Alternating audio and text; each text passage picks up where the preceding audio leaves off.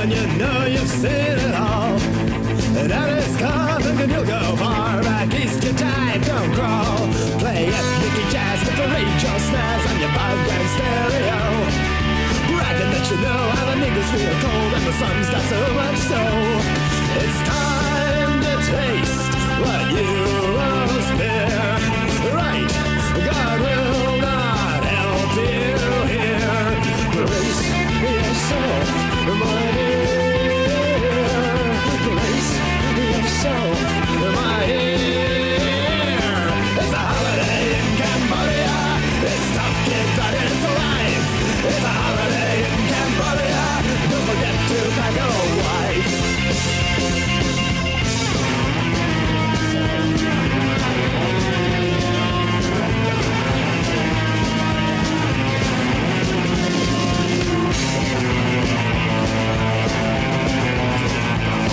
You're a star, but a snitch. You suck like a leech. You want everyone to act like you.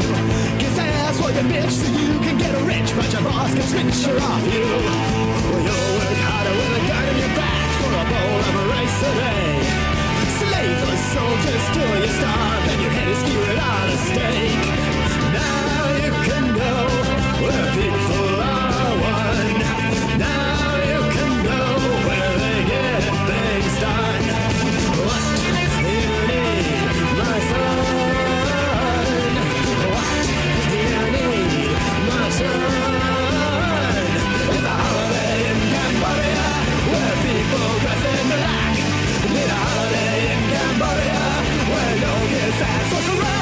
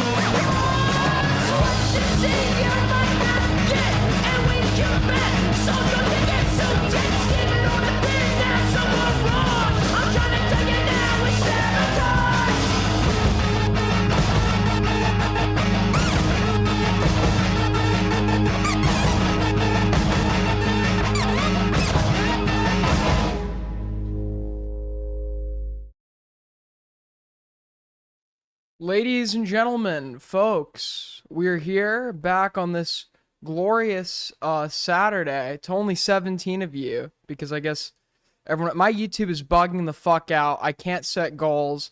I don't know what is going on. There's something that always fucking goes wrong because it's me, and the forces in power are punishing me. So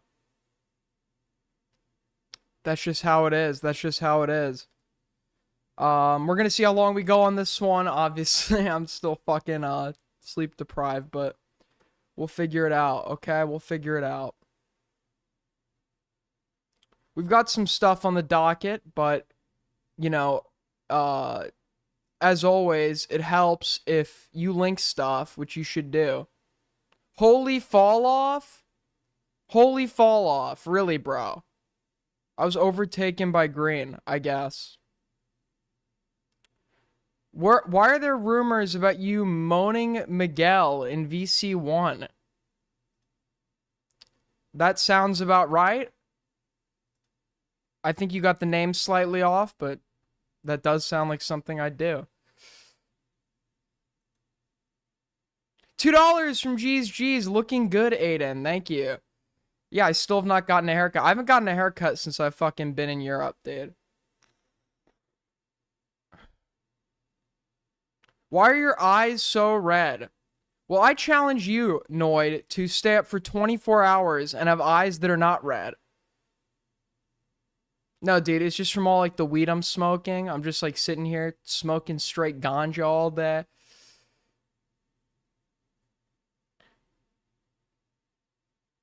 Did Parry ever call you back or not? On what? Why do you guys want to know every interpersonal communication I have with Parry?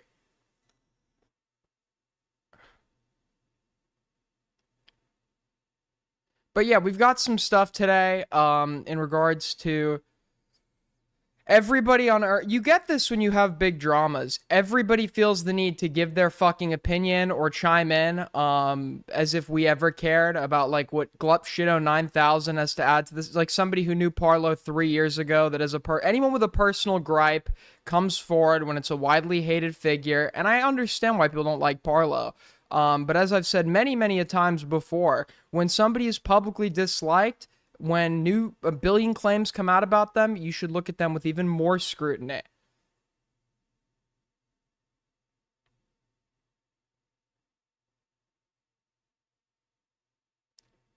Are you okay? Not really, but thank you for asking.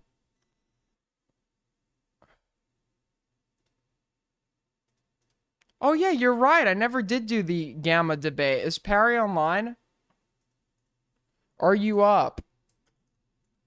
Oh, wait. We can hear my neighbor having sex. This guy's like a fucking fiend, bro. An actual fiend. Um, I messaged Parry. I forgot about that one.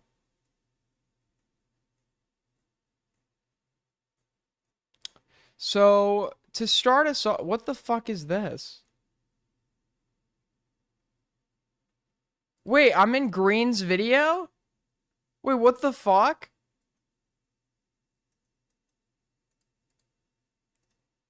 Folks, I made it into Green's video. Hold on.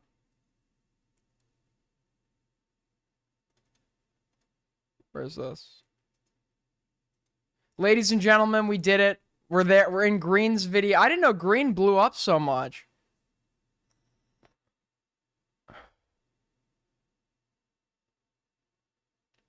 Yeah, I've a white noise machine going and about 8 fans going.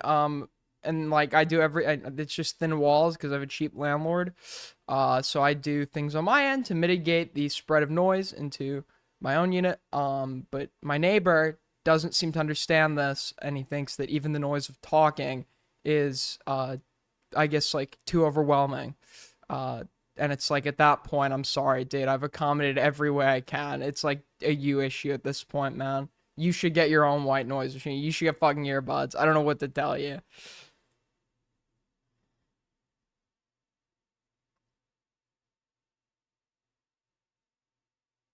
You have become the Orbiter. True. True. Anyways, where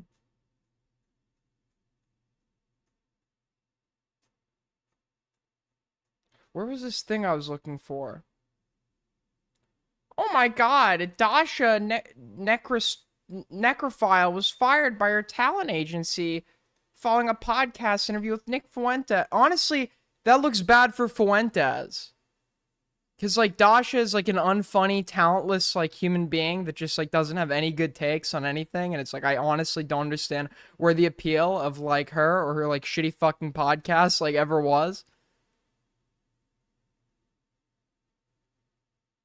I don't like popular thing, guys. Fuck her, dude. Fuck her. Anyways. Don't you have a dorm? Jeez, I feel like you're like a newborn baby every day. It's like every day. You're like relearning. Just like everything.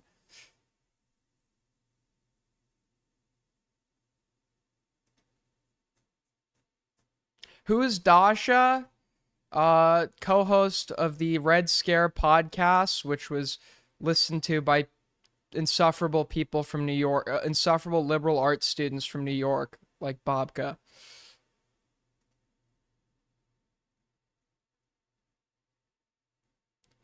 But I guess, yeah, so speaking of insufferable human beings, do you guys ever see the audit, like, First Amendment auditors? They're auditing their First Amendment. They believe in the right to free speech. I believe in the right to free speech. They believe in exercising that right, testing it out, and, like, honestly, if you want to go and do that at government buildings, be my guest to see which government buildings are compliant or not.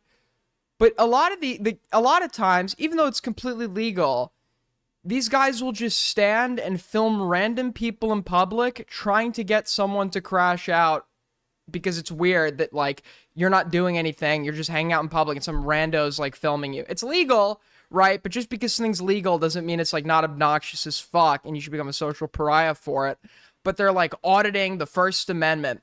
And you know, they actually have, like, built up sizable followings through doing this. And they become, like, a big sub-community on YouTube. Until one day, instead of crashing out at them, somebody decided to walk up to a First Amendment auditor and ask, why? Just why? And the results were glorious, okay? A true debate cis in action. Let's check this out.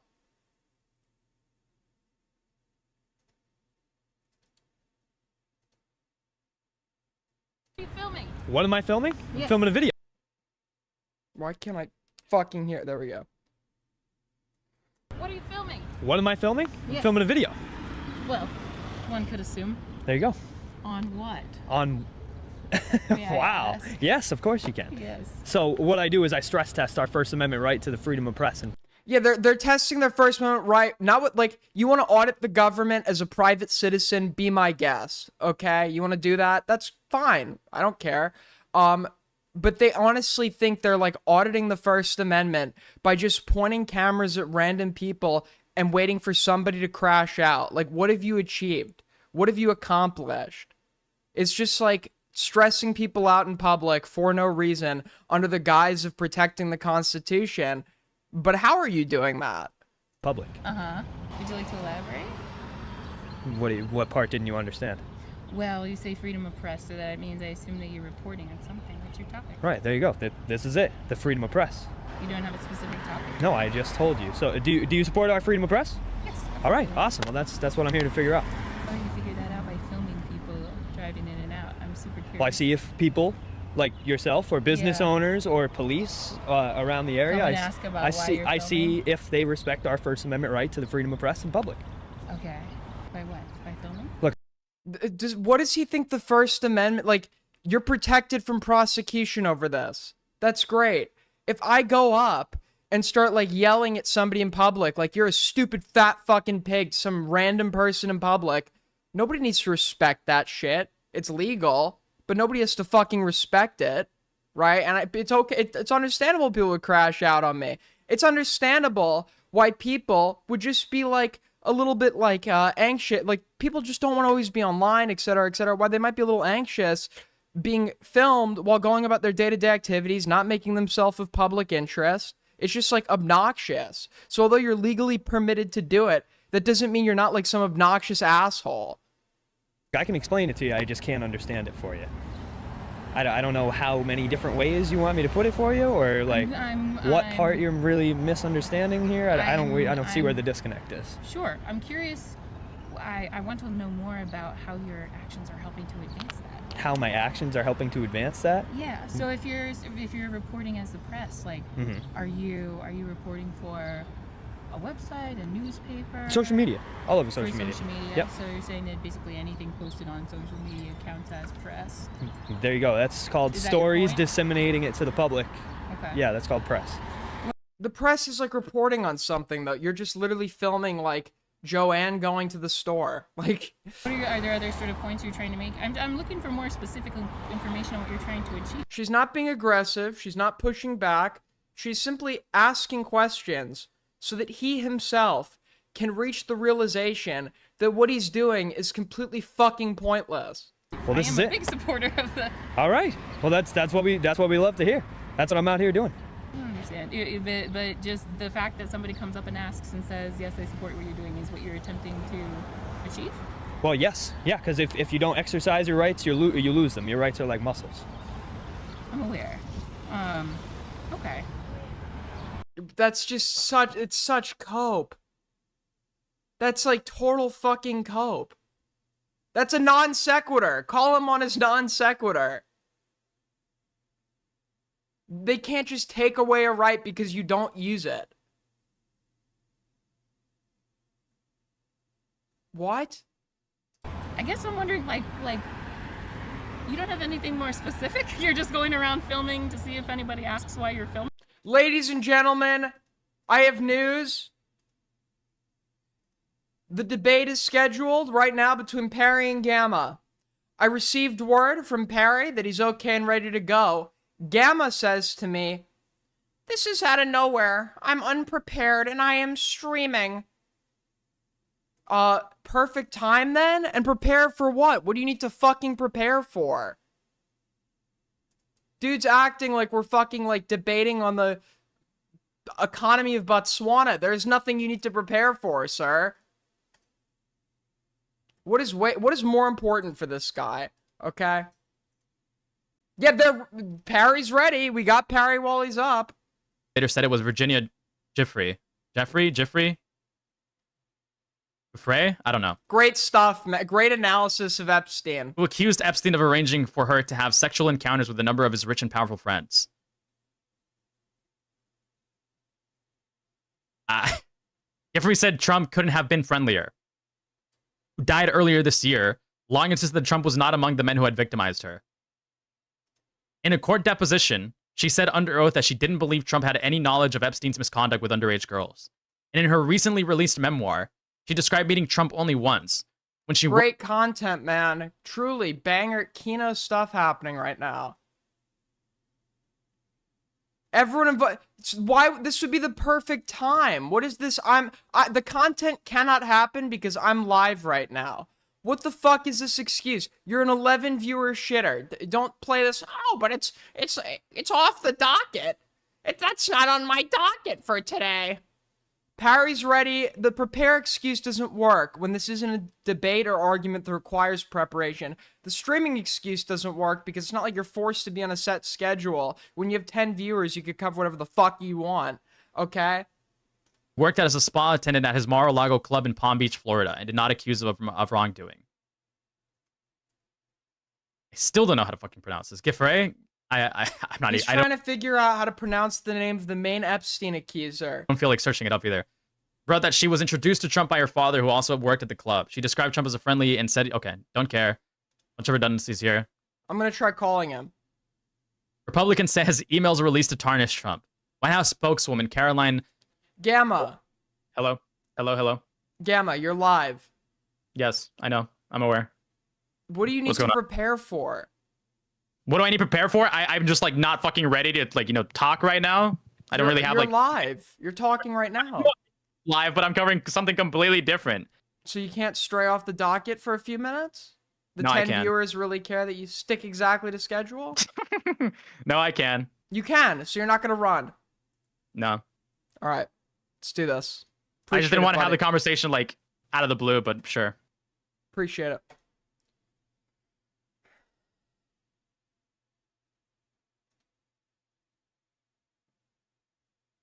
Hold on, he's gonna join. Okay. He just said he.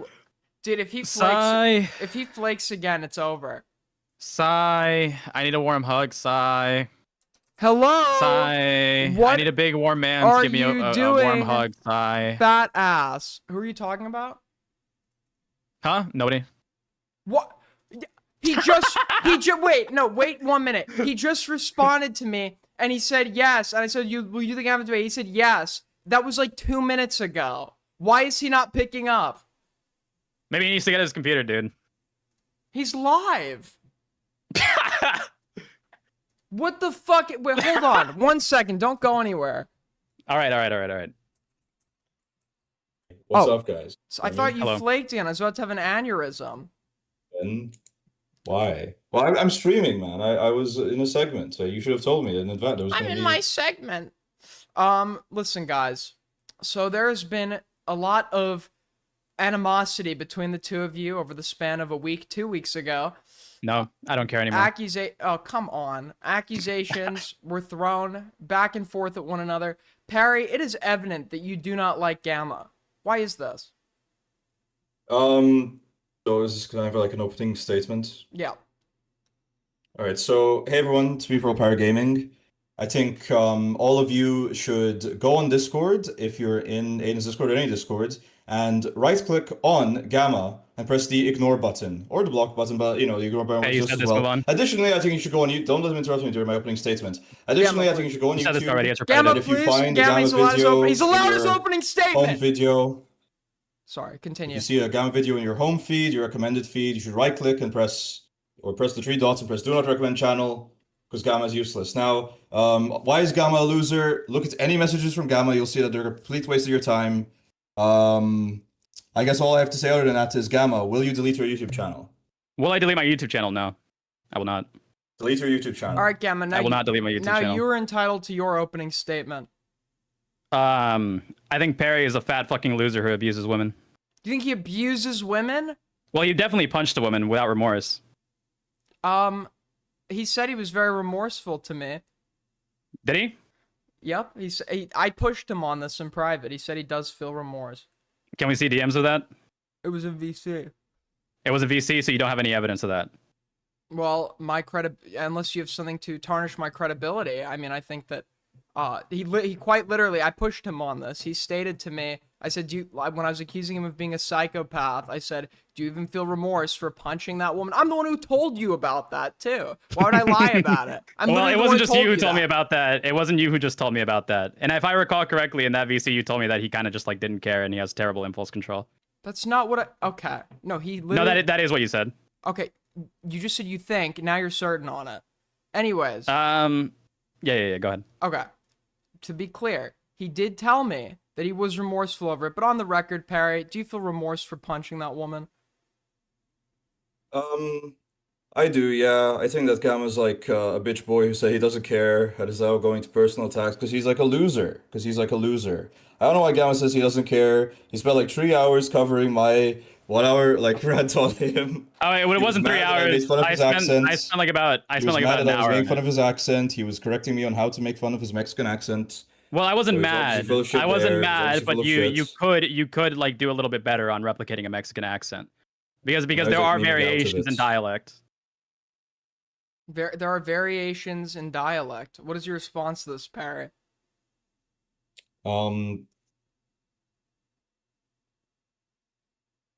Yeah, so... Okay. Authentic Mexican accent to you, Perry. What? What is an authentic Mexican accent to you? Don't care. So you don't even know. Go on. Wow. All right. Point one. Perry knocked out of the fucking park. Now let's go to point two. The stealing thumbnails accusation. Or sorry, the stealing thumbnail style accusation. Gamma, you said that Perry basically ripped, I think the word was ripped, verbatim, his thumbnail style off of you. considering that your thumbnail style is like the most generic one right Generic now, shit ever, it's yeah. the one that works. What leads you to the assumption that Perry ripped this off of you? I just think the fact that it's purple when he could have chosen like any other color, and oddly similar to like my gradient is kind of like, you know, makes it too uninspired, right? Very derivative, for lack of better words. Probably completely unintentional. Probably trying to like match his own channel as well, but still very derivative. Doesn't really like, you know, do anything different. Well, But yeah, that's it. you did state quite conclusively that he ripped it from you. Are we now claiming that that's more like of a maybe now, some uncertainty? I'm not claiming that it's a maybe. I definitely said that purely to be vitriolic. Got it. Perry, what is your response to this?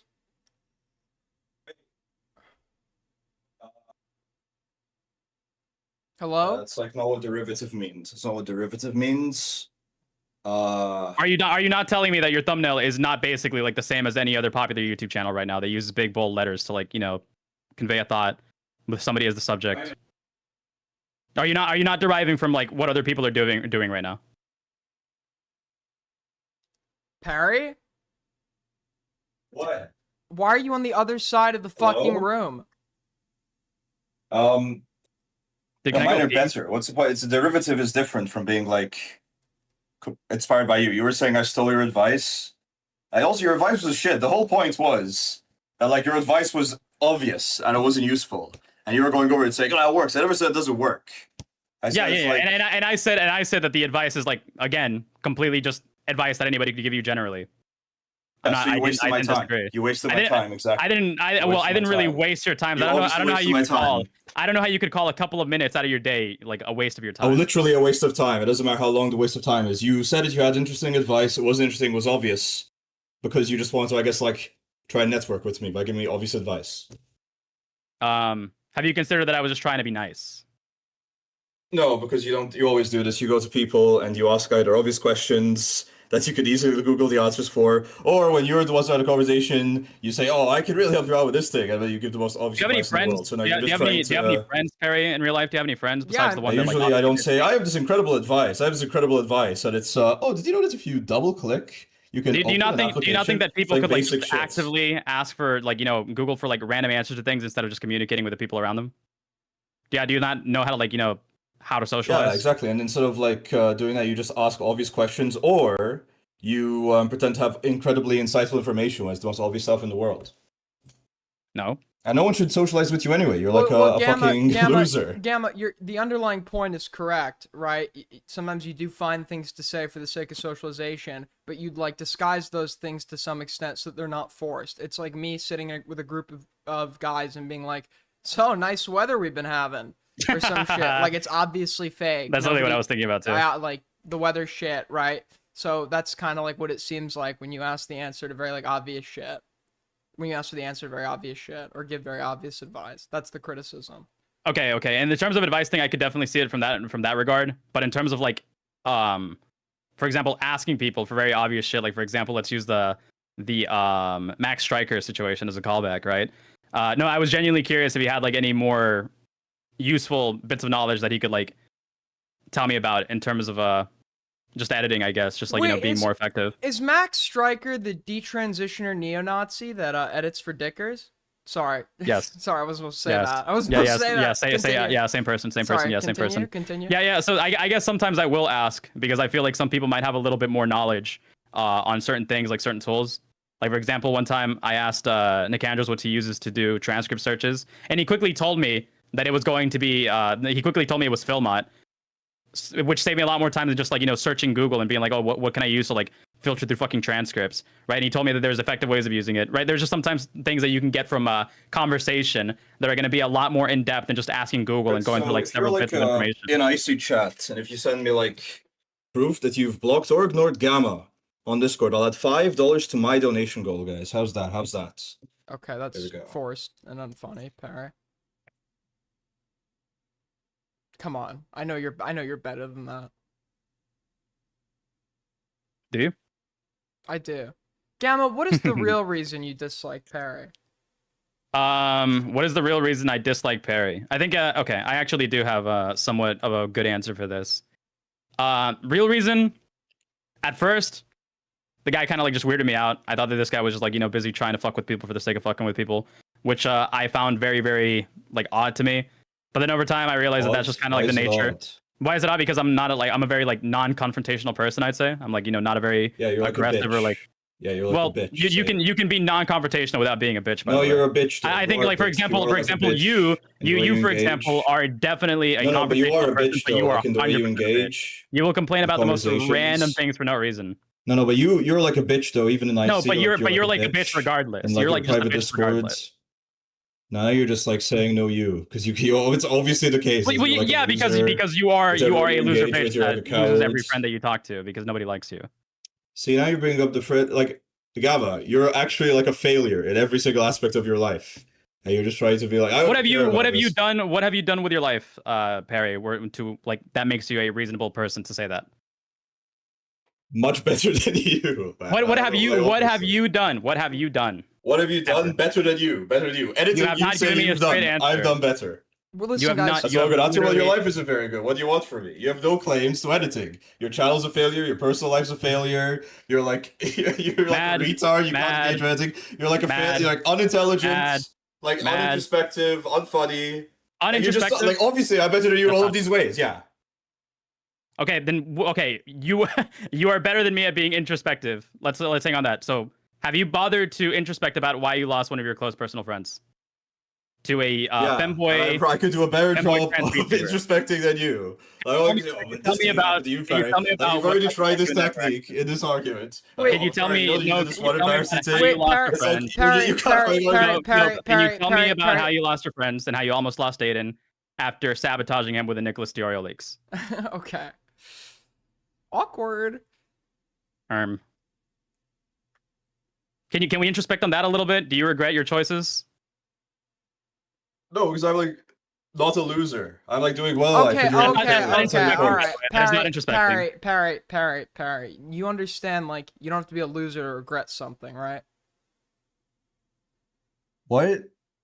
Obviously. Yeah, this isn't to do with anything. My whole point here is like Gamma sucks, so he's just. No, it has to do with the introspection point. What about this thing that happened? Like, I can't bring up anything that's happened with Gamma because he has nothing of interest to bring up. I guess sometimes. Oh wow! It's like I'm a problematic individual. He's invited to convos and he's like a loser. But I can't sit here and be like, we're just dropping that with Gamma because nothing happens with Gamma. He's like an idiot. I mean, what else is there to say? Perry, or I just don't cause issues. That is true. Perry, why is it you think your name makes the headlines so much in negative context in comparison to Gamma? So I'm interesting and he's a loser. Are you interesting or are you also a loser that just happens to get on everybody's nerves and then just like, I'm interesting and better than you every way, as we've already established and you failed to disprove. No. I'm asking you to like list something that we can actually go over, but it doesn't appear like you have anything. I did it. You ignored all of them. You're like, let's hold on to this one thing. Okay. No. It's because you didn't list anything at all. I listed like 5 things, man. I don't know why you're saying I didn't list anything. You have. And I am trying. To be fair to Gamma, you were a bit vague, Perry, with your responses. All right, man. So let's talk about introspection. Have you ever thought about how you like ruined your friendship and almost ruined your friendship with Aiden's? Or you ruined your friendship with Aiden, not Aiden's? Gamma, you're like a loser, man. I don't know what you want to say. I could like. Answer the question. Yeah, my answer to the question is that you are a loser. That is the answer to the question. That's not a valid answer. Parry, do you feel like you're memeing out of it? Filler words like loser and subhuman to avoid making arguments? Filler word. That is my actual response. My response is Gamma. You are. So your entire response is filler, and you are pathetic and don't know how to argue anything because you are fundamentally a fucking retarded loser. Ooh. Say yes or no. Gamma, you are a loser. Say yes or no. Say yes or no. Say yes or no. You retarded fat fuck. Misspeak. Whoopsies. Say yes or no. Gamma, you're a loser, man. Okay, listen, motherfucker. Listen, motherfucker. At the very least, I can say that you failed at properly maintaining your weight. Like, you're saying stuff to me right now. I'm like, wow, this is like a loser speaking to me. This guy should like end everything. It's just the same thing over and over and over again. I know there's some original material in He's not giving, like, he doesn't want, like, you're like. I am giving you plenty to work off of. I am giving you plenty to work off of. You're giving me nothing. Dude, if I wanted, I could describing myself right now. Let's talk about being a fucking loser failure. Let's talk about how you failed to maintain a healthy weight. Ooh. Let's talk about you weigh 200 fucking pounds or have obviously been malnourished most of your fucking life to the point where you look like a pathetic fucking retard. Ooh. Let's talk about your weight. What have you actively been doing in your life to succeed at losing weight?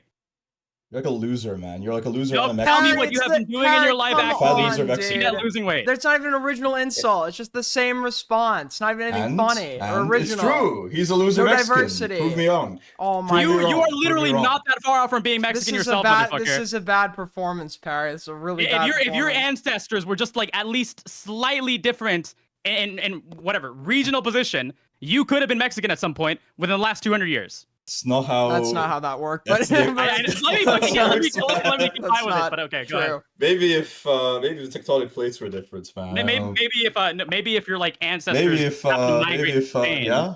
And then from there happen to go to Mexico. But Parry, it's a possibility. Parry, it does sound like you're doing present running, where you've actually shown up physically, but are avoiding answering questions. It's like you're there, but you're still running. I've answered the question. It's like, if you see like if you see a fucking loser, that's what you say. You say this guy sucks. This guy sucks. That's what I'm doing. You are fat, presumably from sitting on your laptop all day doing absolutely nothing.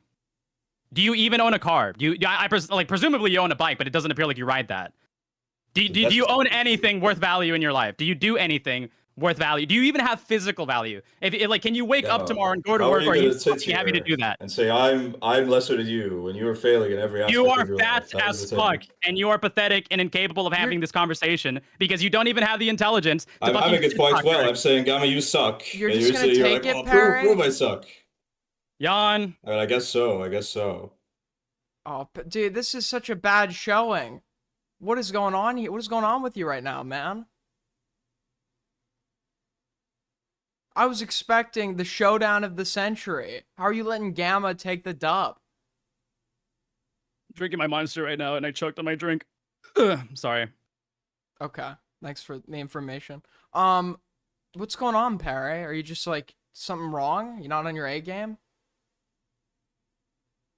Well, I'm telling you, man. Like, what else is this guy dodged me because he wasn't prepared. He was afraid. Well, he like asked you questions, and you just respond with the same filler words. This like loser subhuman. What's he asking? Parry, you did this thing once. Prove it. I noticed. That's all true. He is a loser. I didn't say no, but I noticed this trend of using loser subhuman freak whenever you like don't have an argument or not even like an original like joke. So how do you want me to like prove Gamma's a loser? You could go on his channel. Parry, do you regret not being full Ideally, Italian? press do not recommend. Perry, how am I supposed to like prove that this guy's Italian? a loser, Aiden? Is this some sort of projection? Other than like just showing Italian? Engaging you don't even have the burden of being Italian. And also, you're not even trolling. Well, you asked me a question. It's not even a good attempt at trolling. If you wanted to troll Gamma, you'd like start feigning him into a serious argument where you're just like frustrating him and clearly don't believe what you're saying, but have convinced him that I want to talk to this guy. He sucks. Why would I do that? Oh, so you ran. So you're a runner. Okay, so you're a runner. Yeah, it's just like. Well, no, I'm talking to him. I'm responding to him the way I should, which is say you're a loser.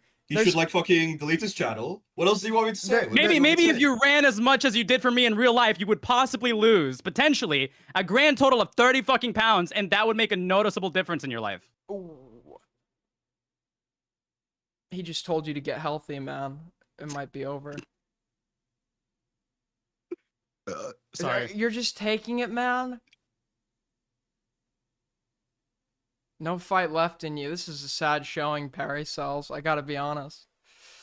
Alright, well, I mean, if there's nothing else to it, I guess that's gonna wrap it up. Gamma, despite all the odds, you somehow managed to take a W.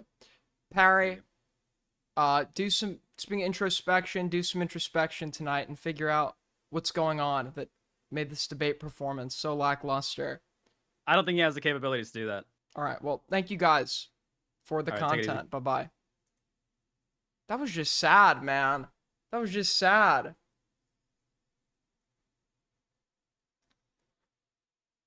He was just like silent at the end there. Holy fuck.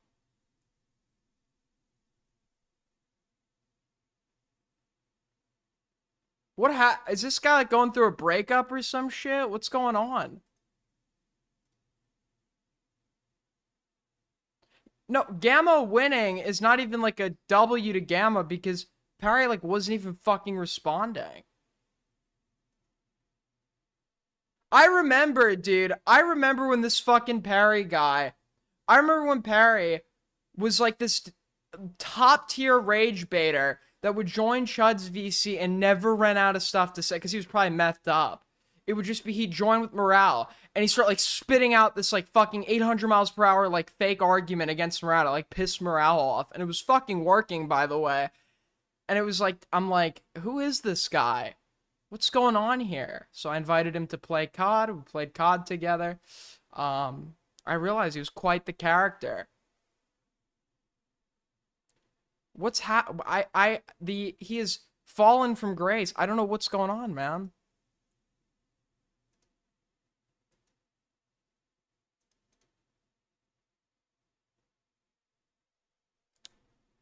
Anyways, I told you that Parry is overrated. No, he could be very funny sometimes. He could be very funny sometimes. It's just, it really depends on the day, I guess, or how many drugs he's done.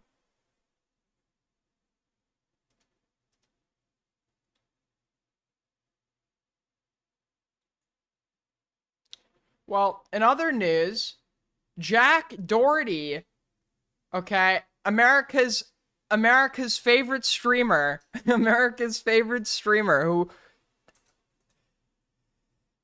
the effects of being young and online. Okay, he started his YouTube channel when he was like 10, 11, whatever the fuck. This is where it's ended for him, man. He just like walks around, picks fight with people. His security guards step in, intervene on his behalf because he's like a bitch. And he's like developed a following just purely off of being hated. He lives in like it's like, I always think to myself, what would it be like to be that guy? You know, what would it be like to be that guy? And it's like, the money, of course, is an incentive. But I feel like when you've never had money, you live under this misconception that having money is gonna, you know, fulfill your life. And this seems like such an empty, hollow shell of a human being. Living in the same copy-paste Florida mansion that all the fucking streamers live in. The same humor. The same, like, bringing the same e-girls and porn stars around. It's like, no interests, no hobbies. Just drugs, fucking, repeat. I mean, honestly, it's just like, I think about what it would be like to be that guy, and what I see is misery.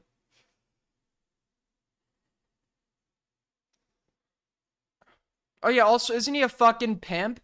Isn't he like an e-pimp, essentially? Like, yeah, he has like, there's no way, like, there's no fucking way, like, he's able to, okay, apparently Atozy did a video on him recently. Someone linked this earlier. I want to check this out, because I haven't kept up to date on the, Jack Doherty lore. But, like, I know he, like, he does, like, the Andrew Tate business model, where it's, like, he's managing a bunch of, like, OnlyFans girls, and it's, like, I just don't want to do business. why do you want to live a life like this? I don't understand, where everyone hates you. You're surrounded by and fucking, like, OnlyFans models who don't love you. They love your money, and you don't really love them. You love the sex, right? And profiting off of them, etc., etc. Like, it's just like, who would want to live like this? You know what I mean? Who wants this life? I'd rather have, like, $2 million. This guy's what? He's probably worth, like, in the tens of millions. I'd rather have, like, $2 million, buy some, like, little, like, house in, like, Mexico City, and, become a writer in my free time. And I'd have everything I want. I'd be funded for life, essentially.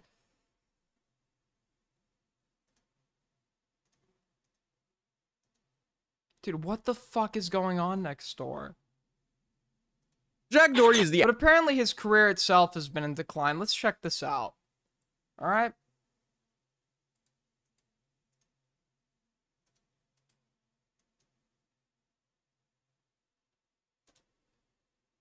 own life. And From Atozy.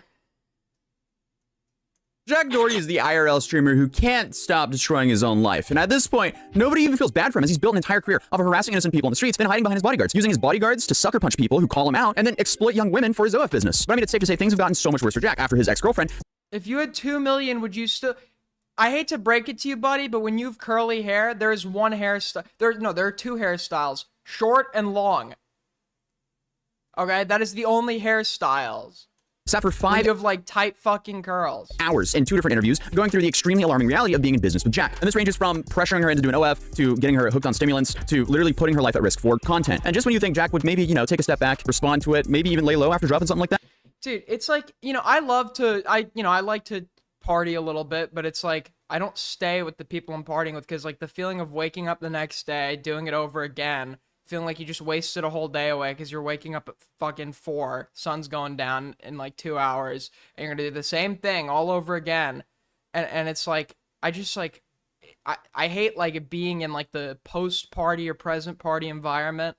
And it's like, that's probably what the fucking house is like. It's just people doing drugs in and out all night.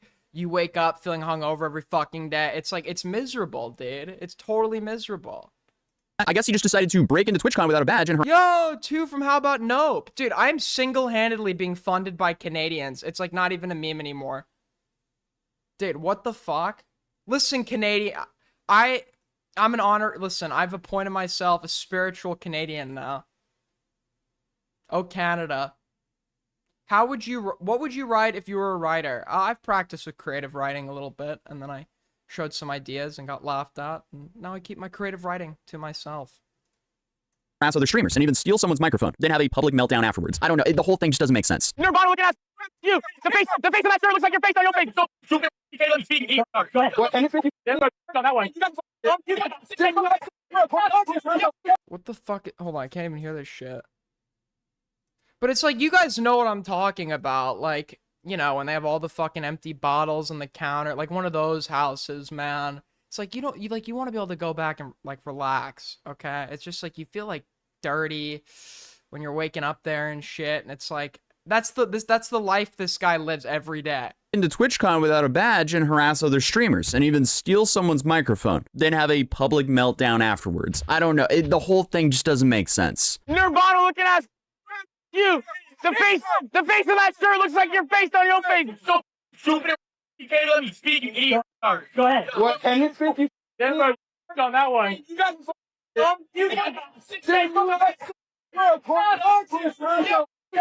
Dude, can you imagine like being the girls that he's like, you do this because you've been signed into a contract, or you're getting benefits from his money, right? Hasn't he talked before about the shit he pays for like girls and shit? It's like, you just have to like, you're probably like totally publicly embarrassed right now, and you just have to like sit there and like pretend like nothing's fucking wrong.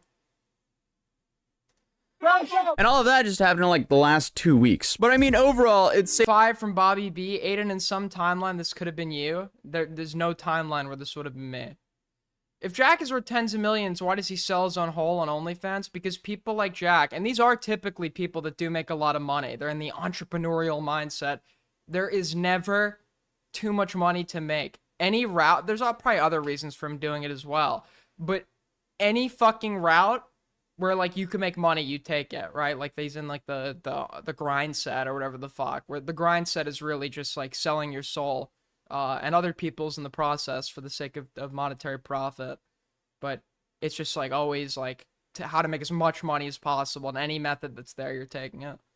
safe to say that Jack has had a rough couple of years, but considering his track record, we all know the worst thing that's ever going to happen to Jack is the next thing that's about to happen to him. Because somehow, things just keep getting worse. So, what happened? McKinley, who is Jack's ex-girlfriend, appeared on Camilla I'm sure she totally loved him, by the way. Arroyo's Oh, this fucking creep, dude. Dude, she is so fucking creepy. Like, I don't she used her underage brother, like, first of all, using your brother at all is crazy, but, like, this kid had, like, fucking braces on and shit. Like, he's young as fuck. What, he's probably 13, 14? She used him to, like, promote her fucking porn business, and there were literally like interviews she was doing with her brother about how her porn life is affecting him at school, where her legs are spread open on the fucking couch. First of all, not only is that incredibly inappropriate to have a minor around, right? Even if we're disregarding that, the minor doesn't know what he's signing up for, and I'm sure she's giving him money, but he doesn't understand that he's going to be fucking humiliated for life. He's the guy that was in the promotional video for his sister's fucking OnlyFans. Like, good luck in high school. Holy shit. $5 from Fixed. This Jack Doherty guy went from spinning fidget spinners on trampolines to being a glorified pimp. Makes you wonder. He was always going for, like, he's like the Morgs type, where it's like on the grind set, always going for like the what's trending, now trying to make as much fucking money as possible. Podcast for a 2-part episode that spanned like 5 hours. Do I wish I could get those 5 hours back? Yes. So please drop a like on this video because I don't. The problem is, like, and this isn't like a, oh, I'm smarter than him. I am smarter than him. You're smarter than him. That's obviously, like, that's not up for question, right? But it's like I'm also like very hyper self-aware, which is like a double-edged sword, because it kind of prevents you from having fun sometimes and you're like too aware. But I couldn't live a life like he does without overthinking every aspect of it, like how I'm wasting my life, like the morality or ethics of what I'm doing, etc., etc. And I would just be like a nervous wreck living like he did. There was no timeline where I would ever end up like that. I don't know if my brain cells will ever recover. But in this podcast, they go through the entire story of the 2 years that her and Jack were together, from the moment they met to their final days as a couple. Now, right from the start, McKinley paints this picture of herself as some innocent church girl from Georgia who got swept up into Jack's world without understanding what she was getting into. She came in and she basically told me, hey, my friends from Florida are in LA. They were wondering if you would like to film a video. At the time, I didn't know who Jack was. I took that as an opportunity. I was like, you know what, like, I'll film a little video, like, sounds fun. At the time, I also didn't really understand the whole, like, only aspect of it. I assumed, you know, people have their content houses. That was something that was very popular at that time, especially. Dude, the content house shit as well. It's just like complete who wants to live in a fucking content house, dude? Now they have, I heard there's literally a house now. It's called the Goon House. Like, what? Who is making these houses and who is moving in? So I was assuming this is a group of people. They're from Florida and they're having so much fun, like, as friends. Yeah, Florida is like becoming the new LA. Like, every fucking streamer is every insufferable streamer and every fucking every insufferable, like, steak sponsored, like, OnlyFans contract, like, fucking kick streamer is like just living in Florida now. Videos together, that's their way of making their income. I realized that the way they did make their money was through OnlyFans, and that was something that I didn't judge them for. That was something I knew that I didn't want to do for myself. And like, at that time, my parents, I'm from Georgia, very conservative. I grew up conservative. I grew up in church. Yeah, okay. So, however, even though she can be considered a victim throughout this whole story, maybe even potentially Jack's biggest victim in recent time, it's important to emphasize 2 things. Number 1, she's been separated from Jack for months now. And if this lifestyle was really... Why would you willingly let Gamma use... What do you mean, let him? Gamma stated that Perry almost ended his friendship with me. At one point. That is true. What am I going to interject with there? The whole beginning of the debate, I was, like, defending Perry a lot. I was, like, vouching. I feel like I was, like, pretty non-biased. But, like, if anything, I was a little biased towards Perry because I find Gamma to be quite insufferable. But, like, if it's a true recollection, it's a true recollection. And I'm not going to say, what? You can't say that, because that is what happened, right? I've been public about it. So morally conflicting for her. So I was from JPM. You have humility, and Jack does not. True? If she truly went against everything she believed in, you would think, you know, that she would step away from this life, maybe shut down the OF account. Then on top of that, she pretty much only surrounds herself publicly with other people in this industry. She went on dates with another streamer to promote her OF, and then I guess is like dropping these tell-all interviews on one of the biggest OF influencers podcast. You laughed at Gamma's joke. Get a fucking life. So I don't know. I feel like it's kind of important. Yeah, Perry lost the argument because I chuckled at a Gamma joke. In the total absence of jokes on Perry's end. Who gives a fuck? To take all of this with a grain of salt. This very much so seems a little bit like a crowd. I thought Perry was going to go in there and dunk on Gamma. I thought either way I was getting content. That's why I was disappointed. Whatever Perry's lack of performance on that stream is his own fault. He didn't even fucking try. It is not hard to dunk on Gamma. 5 from Patrick. Good, they can stay in Florida, and us in California is no longer want there to be roaming free in the streets here. True, but I'm leaving California as soon as I'm done with school. It's too fucking expensive in this place. Because of people like me that move here, by the way. But in a bucket moment. Oh, and I almost Listen, I'm thinking for California, we build like Soviet style like housing blocks. Unironically, dude, I toured when I was in Czechia. I like toured like a former like apartment that would like be in one of those like massive communist apartment blocks, and it's like a dorm room. It's like, fuck it, I'd be fine in this. I'd be fine. I mean, it's like uncomfortable a little bit, but like beats nothing. Beats paying 2K in fucking rent for a closet, right? forgot. One of the last times I covered Jack, I also covered how McKinley used, I guess, or she promoted her OF using kids on her Instagram and TikTok content. So again, if this was so morally conflicting, why is she still doing this kind of stuff? Would you rather have this girl or this Eurus? I'm taking that.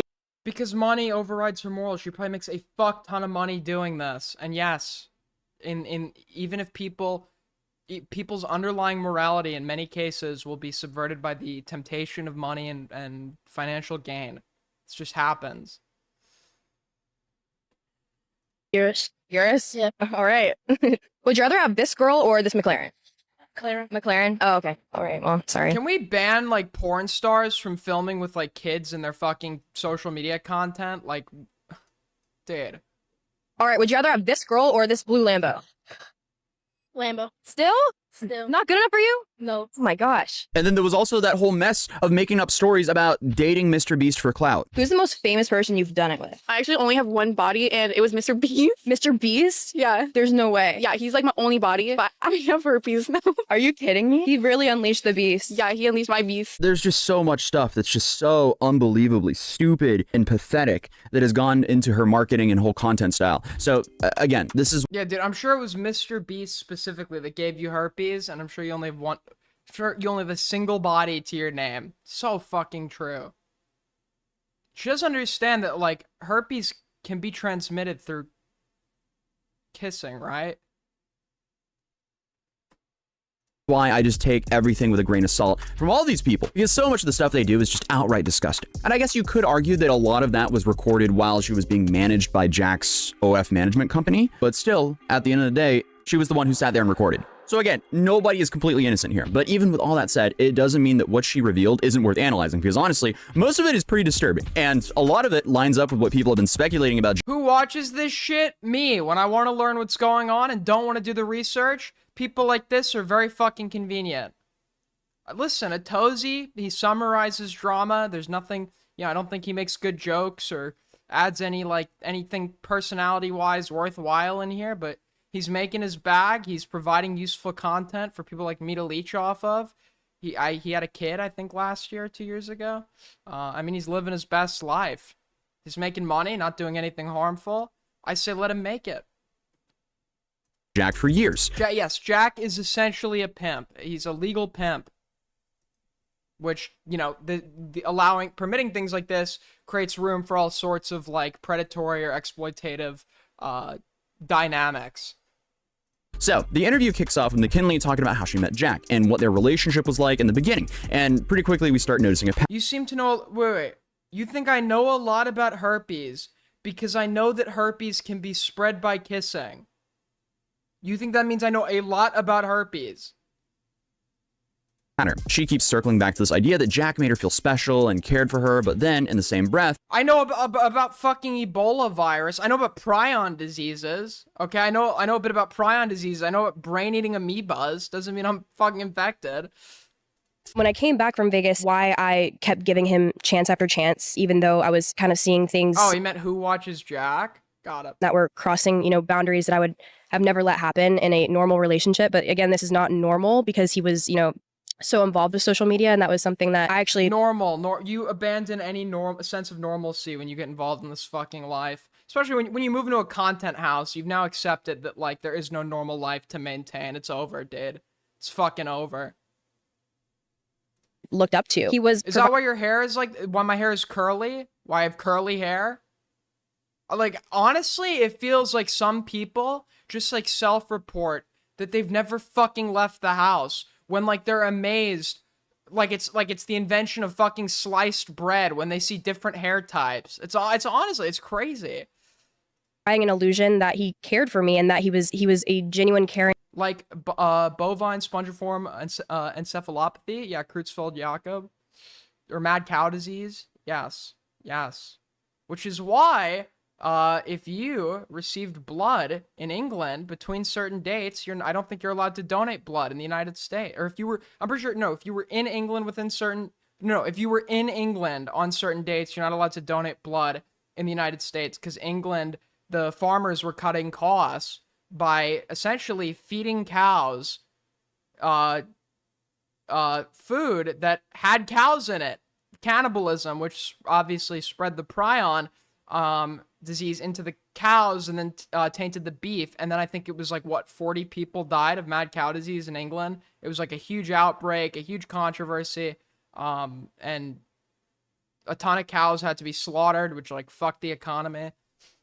Person that, wanted the best for me. He was also providing me a life that I never had seen before. In Miami, I'm 20 years old. I had never been to a bar or a club or like seeing these boats. Like, it was something that was so new to me, and it was exciting. And it's crazy. Prion disease are so scary because there's literally nothing you can do about it. Like, when you get it, it's over. It's a death sentence.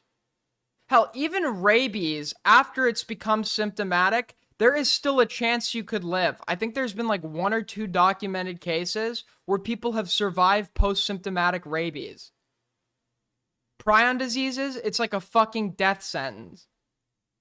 Even without a boyfriend or whatever, that was an exciting moment. Yeah, she admitted the main reason she tolerated his behavior wasn't necessarily the... Prion diseases don't happen in abundance, but on their own, they are incredibly fucking terrifying because it eats away at your brain, depending on the prion disease, and there's nothing you could do about it. We've eliminated some of them, essentially, like Kuru, by basically convincing tribes to stop practicing cannibalism and necrophagia, or eating of the dead. So Kuru was eliminated, but then you have things like fatal familial insomnia, which, people say it's eugenics to say that people shouldn't be able to reproduce, because I guess it is technically eugenics, but because people with the illness had kids who had kids who had kids who had kids. It's now in like 40 different families. That kind of shit. And then you have, Creutzfeldt-Jakob, mad cow disease. Love or loyalty. She says even though she did fall in love with Jack at first for the illusion of the nice guy that he was providing, the main reason she always kept coming back was the lifestyle. Now, this is where things get sketchy, because according to McKinley, every girl in that house is locked into an ironclad NDA, and these basically forbid them from discussing their financial arrangements with Jack. She says that Jack takes a significant portion of their OF earnings. Dude, I'm sorry. This is like, listen, it's not a stream without Naden sidetrack.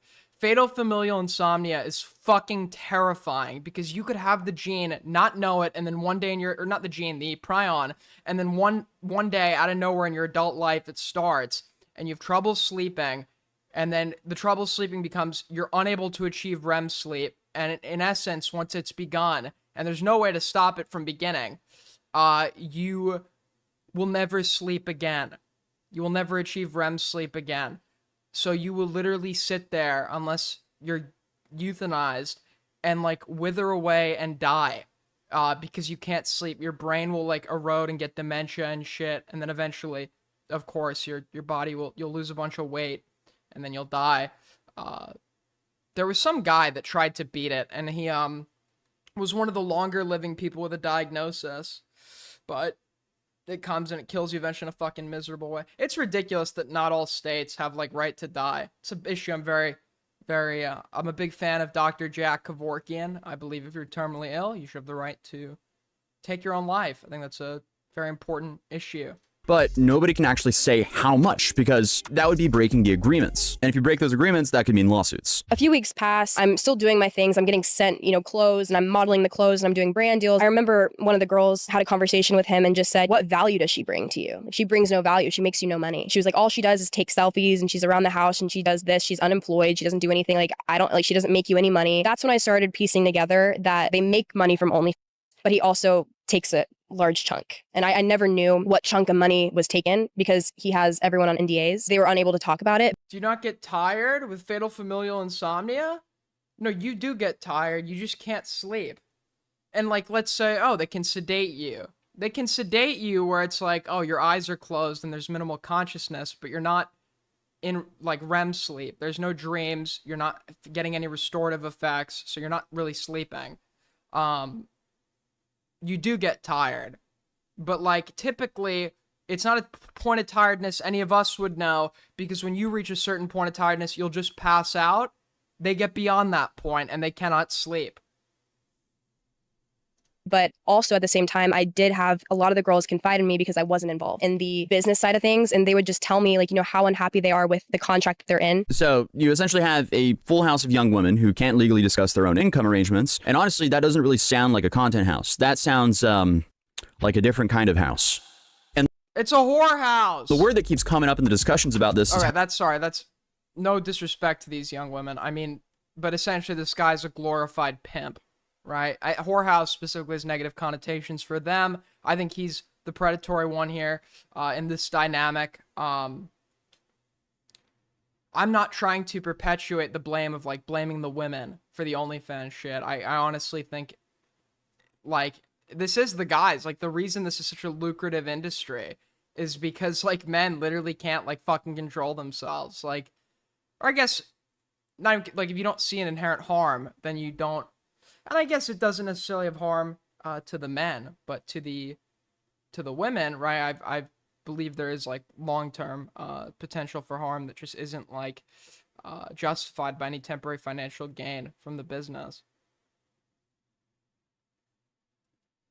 How this is all predatory. And honestly, when you're using legal documents to silence people about the money they're earning, that label could fit. And McKinley also revealed that Jack basically gave her an ultimatum at one point. Either join OnlyFans and sign his contracts, or pack her bags and bail out. And despite her They agreed. Yes, do you understand there are factors that can contribute to somebody's, like, consent that, like, I don't know, for example, when Harvey Weinstein tells you your career is going to be advanced, if you fuck him, right, and you're some, like, struggling actress that wants to advance and, like, actually make a living doing this, and you go and have sex with him, yeah, you said yes to the sex, but there were factors there that were coercive that affected your ability to actually, like, utilize free will, right?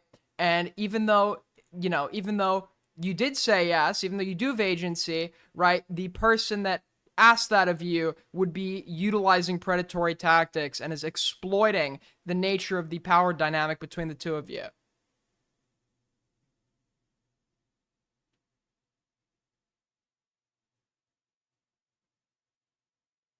Are you 8? You retarded. Nice joke, right? Yeah. Oh, you corrected. You said R. Do you want to, like, elaborate? conflicts, she decided to sign that dotted line. I'll never forget this night. Michelle walked into the bathroom I was in. I was by myself. She basically told me, listen, don't freak out. Jack really wants you to start OnlyFans. And he said that there's no reason for you guys to be together if you're not helping. When he realized he didn't have the control over me, he realized that he did need to create. Are you comparing Jake to Harvey?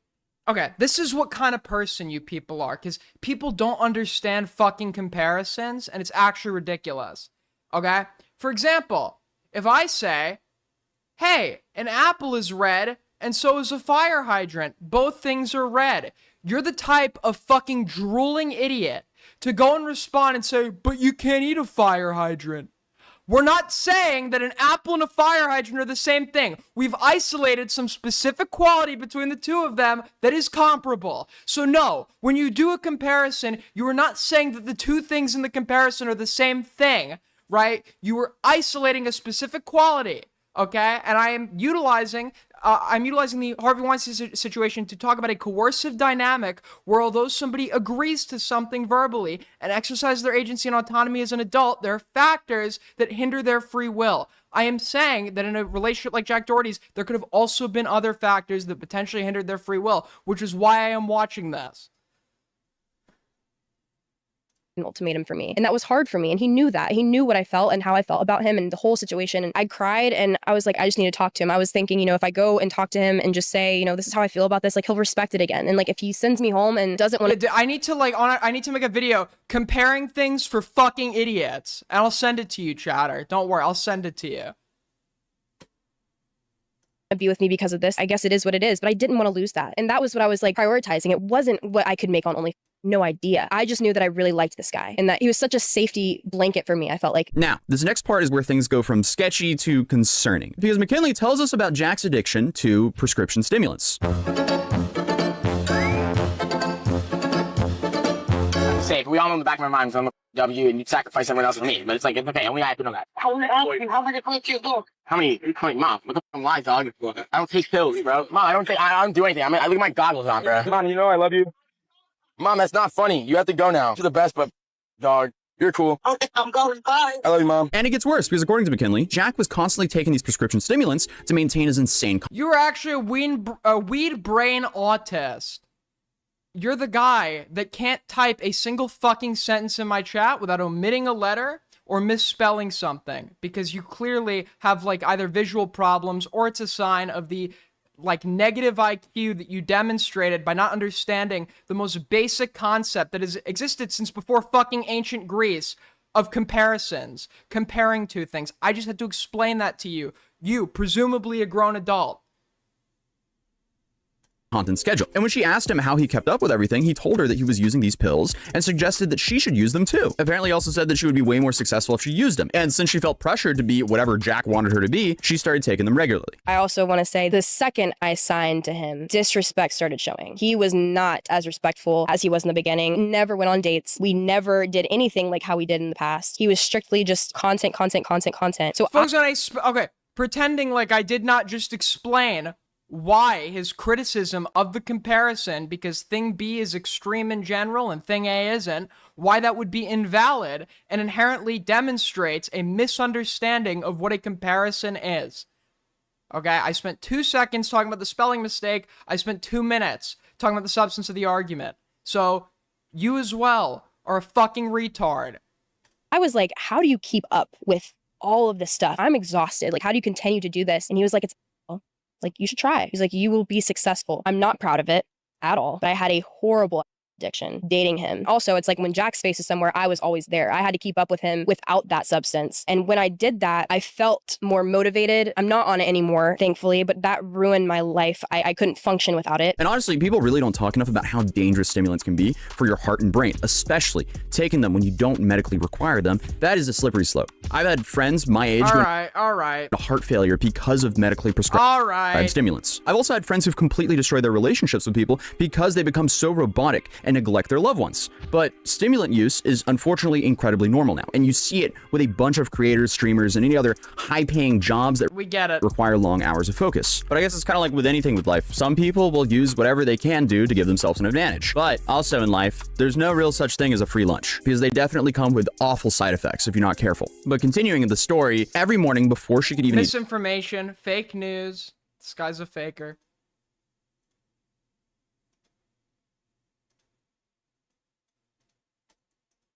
breakfast, she would take these prescription medications because they need to immediately go downstairs and start filming content. According to her, there was no time for food, and Jack allegedly hated it when people would stop to eat anyway. When he did it, I would do it every morning before I could even eat breakfast. I did it because we needed to go downstairs and film as soon as we woke up. We had no time to eat. He hated when people ate. He would get mad at people when we were eating and saying we were wasting time. We needed to focus on content. We're taking too long to eat. So I went through a very long period with just not eating and just waking up and taking.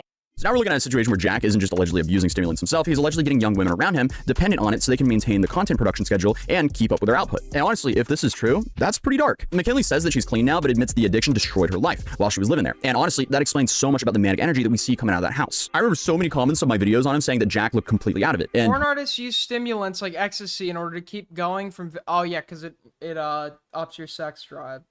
Yeah. But when they say they're really just using meth now, right? Like, you don't just, I don't even know, just like ecstasy, it's like MDMA, like does that even fucking exist anymore? Like, I've never heard of someone taking MDMA in the big 25 where it wasn't just meth. Yeah, it turns out they might have been right. So at some point during the relationship, McKinley broke her ankle badly enough that she needed surgery. I'm sure it's out there. Fucking if you could get LSD, yeah. But we already knew that part. Like, it happened when Jack was drifting and doing stunts in a golf cart with McKinley in the passenger seat. And eventually, the cart flipped over. But what we didn't know, until now at least, that none of that was an accident. Allegedly, Jack flipped the cart on purpose, right on top of his girlfriend, just to farm clips and content online. But some of the worst things happened to me. Not everything was caught on camera. A big chunk of things were filmed when I didn't even want them to be filmed. A lot of emotional things happened to me. Traumatic events. One of them being he flipped an entire golf cart on top of me on purpose, and it was for a clip. Holy shit, dude. If that's true, that's like psychopathic, bro. It's for the that's like the YouTuber that literally crashed a fucking plane It's for the viewers, bruh. It's for the views, for the stream, man. He wasn't streaming, it was a video. I know that because he was trying his best to flip it. And you can see in the footage, the only thing that he was looking for was the camera to see if they got it. And it doesn't stop there, because when McKinley insisted that he would take her to the hospital, Jack had other plans because he wanted to go on a yacht with Antonio Brown. So getting her medical attention... Dude, that's how you know they're living a fucking crazy life, when they're hanging with Antonio Brown, dude. I saw like an Instagram reel story from this guy once where his doctor is like doing like a checkup and he's just like farting in his fucking face and like laughing about it. This guy has like CTE like so bad, dude. So fucking bad. They can only diagnose it after you die, but like this guy is like a personification of CTE. That wasn't exactly the top of his priority list. They eventually got into an Uber, and I guess he took her to the emergency room. And when Jack showed up later on, he brought his camera with him. You know, because there's nothing like farming your girlfriend's medical emergency for content. I was in so much pain. He thought it was not that big of a deal. He was just worried about getting the good clip and seeing it on TikTok, not making sure I was okay. I knew I needed to go to the hospital, but he had prior obligations to go on a yacht with Antonio Brown, so it wasn't a priority. So I ended up Ubering back to the house, not to the hospital. I was like, well, maybe if I go to the house, I'll feel better. I'll get a heat pad. When I'm on the way in the Uber and I'm sitting upright, I'm realizing like this is bad. And I walk into the house, everyone is there. They looked at me and were like, we need to go to the hospital. Like, we'll go. Have you seen the tackle that link it?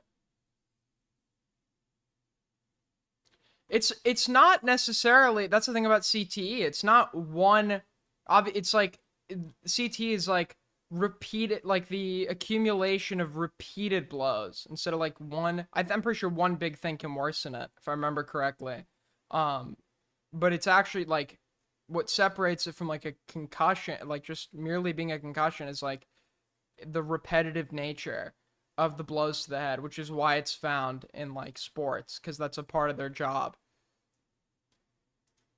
With you. When I went, Jack had met me there and he had a camera and he was filming me. I was so embarrassed because I'm like, I'm in the hospital, you're filming. I don't even know what he was like before that. Like, everything I've seen from this, I don't watch football. Everything I've seen from this guy has just been fucking like nuts.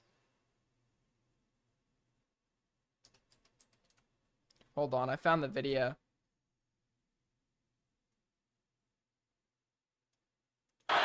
Is this the video? Jamie, pull it up.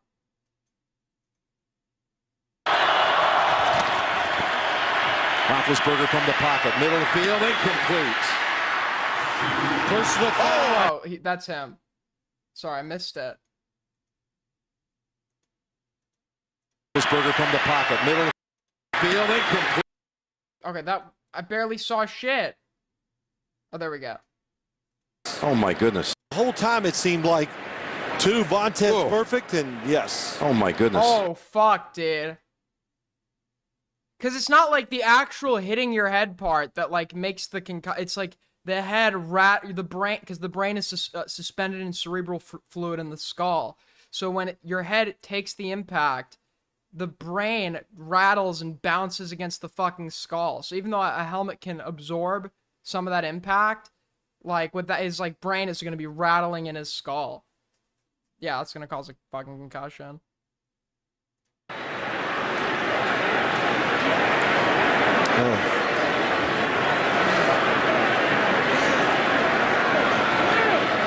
Yeah, was he just like knocked out cold? All of these things. He was like, you're the baddest one in the hospital. And I was like, I'm just not in the mood for this. Yeah, I mean, it's very clear. He doesn't take that she's actually injured seriously at all. But somehow, it gets so much worse because during one of these takeover events in Compton, Chris Benoit killed his whole... Yeah, I know about that story. And Aaron Hernandez, and yeah. McKinley was apparently too frightened to leave the van and join Jack and the crew on stream. So she stayed inside in the van while Jack went to do whatever things. You think like the... like through human evolution, there'd be like a better system than merely having the brain like suspended in cerebral fluid. Like surely like evolution could have come up with like a better like place to keep the brain. wanted to do for the content. And while she was alone in the car, someone approached with a weapon and robbed her. I told them, I was like, I think I'm gonna stay in the car. I don't feel safe going out there. The last time I was out there, we had heard gunshots. I'm like, I can't do this. They're like, okay, well, we'll give you the keys. I'm gonna lock the door. They get out. I tried to tell them just to not go because I really genuinely felt like something bad was gonna happen. And that's where I'm like, always trust your gut. They leave. I had the keys in my hand and the light was on in the Sprinter van. This is like a big like party bus looking thing. Like we were not hiding anywhere. Like we were in a party bus. And I was sitting in my seat and I remember looking up and making eye contact with two guys in shiesties. And I was like, oh, I hope they can't see me. The lights are on in here. I need to figure out how to turn the lights off. So I get up. Yeah, I get up. I turn the lights off and then I go in the very, very back so that I'm not like near the windshield and they can't see through. And I just laid down. I'm hearing helicopters. I'm hearing gunshots. I'm hearing fireworks. I'm hearing every type of thing. Freaking out. So much anxiety. And then I hear the car door open. I pop my head up. I'm like, okay, everyone's back. Like finally time to go. When I looked up from the seat, I make eye contact with a guy I'd never seen before, any surgical mask. Like it wasn't the two guys in shiesties that I had seen. It was a guy with a bag, a gun, and a blue surgical mask. Yes, Cal, we know how energy works. I'm not talking about it being stationary, but you would think there would be maybe some padding on the inner skull that would, maybe like a biological cushion that would absorb the blows when the brain hits it. Gloves. And I looked at him. He said, who's in this party bus? I didn't think he knew I was in there. So when I popped up and like made eye contact with him, I thought maybe it would spook him and that he would like get out. And then I saw him hop over the seat. And Jack's response when they got back into the van was he didn't want. I've literally never been robbed, dude. I don't like, that's actually, that's, no. No, no, in the way you would think, I have never been robbed. Like, I've walked through like fucking major cities at night alone by myself. I've walked through like bad neighborhoods. The closest I came was me and my Chinese friend were walking in he was visiting from China. Me and my Chinese friend were in San Francisco. And we were in the Tenderloin and some homeless guy came out. He's like, give me all your money. And we just like walked away. I don't know like how I've just literally never been robbed. Stop filming or streaming. And because of that, we have this exact clip. What'd they do? What the f***, Rob? Wait, what'd he do? Wait, can he take your stuff? He took your purse? McKinley, where? At least I haven't been robbed in like that kind of way. Where like it's like somebody coming up to you with like a gun or a knife. Where's the key? Where's the key? So I'm talking about being mugged. Crazy that, you know, everything in Jack's life is just content. Like, he doesn't take anything serious here. And the interview also pointed out that Jack's consistent use of just kidding is essentially just him gaslighting and manipulating people. I think one of the first times it was pointed out was by Pat God, because Pat God confronts Jack about constantly saying ridiculous things, then immediately following it up by, nah, I'm just kidding. What? Because why not? No, I'm kidding. Can I ask you a question? Why do you, is that like I'm kidding. So, no, okay, Jack, come on, man, come on. Just how about you just say it, but then stand by it. Jack essentially just uses this as a get out of free jail card, so it lets him say whatever toxic thing he wants to on his mind, and then if someone gets upset about it, he can just flip around and be like, ah, no, you're the problem for not taking this joke. And I don't think anyone close to Jack. True. Always keep a layer of irony in your back pocket so you could avoid having to actually be held to scrutiny for anything you ever fucking say. So based. Jack had ever spoken publicly about it before, like McKinley or Camilla here, I guess. Anything he said to you was followed by just kidding. So just in case you retaliated, it was holy, you're insane. Yeah. Like, you're a crazy ass. And I was just kidding. That's what was always. I literally think we need to right now add in a couple. I see so many men do that. They play in like the crazy woman stereotype, and it's like, yes, okay, I've met some insane women. I've met some crazy guys too, although they manifest it more inwardly or not on the surface level. But like the most like toxic, like worst type of men are just like they understand that this is like a fucking stereotype or whatever, and they like use it to their advantage. Like, look at, she's fucking crazy or some shit. My ex is insane. And it's like, I used to say, like, if a woman like if you're on a date and like the woman is telling you that every single one of her exes was some like Darvo narcissist, like, yeah, you probably should run. But it's the same with like guys and like the crazy ex or whatever. It's just like the worst types of people pull that shit. Every time he has said just kidding, he says the most vile and we'll go. I'm just kidding. kidding. No, I'm kidding. No, I'm kidding. No, I'm kidding. No, I'm kidding. No, I'm kidding. No, I'm kidding. No, I'm kidding. Sorry, guys. Sorry. I'm kidding, bro. You're so hot. Sorry. No, I'm kidding. No, I'm kidding. I'm kidding. Shut up. I'm kidding, bro. I just don't want to talk to you. No, I'm kidding. Shotty, your friend. Shut. No, I'm kidding. I'm kidding. And the reason it comes across as manipulative is because he just doesn't take accountability for the things he does and says. He just uses it as a blanket term to deflect. Then things get very sad because at some point during the relationship, McKinley got pregnant. She took a test, it came back positive, took another one to confirm, and then had that overwhelming realization that her life could change forever now. But when she told Jack, he apparently was not surprised at all. McKinley says that he also wasn't excited about starting a family or beginning a new chapter in their lives as parents. Apparently, his first reaction was to get excited about how much money they were going to make. I go downstairs. Wait, what, dude? Please get an abortion. Please get an abortion. Please tell me she got an abortion. Please tell me she got an abortion, bro. And Jack is outside, and I was like, Jack, I need to talk. This guy cannot be a dad. Do you think we should do like state mandated like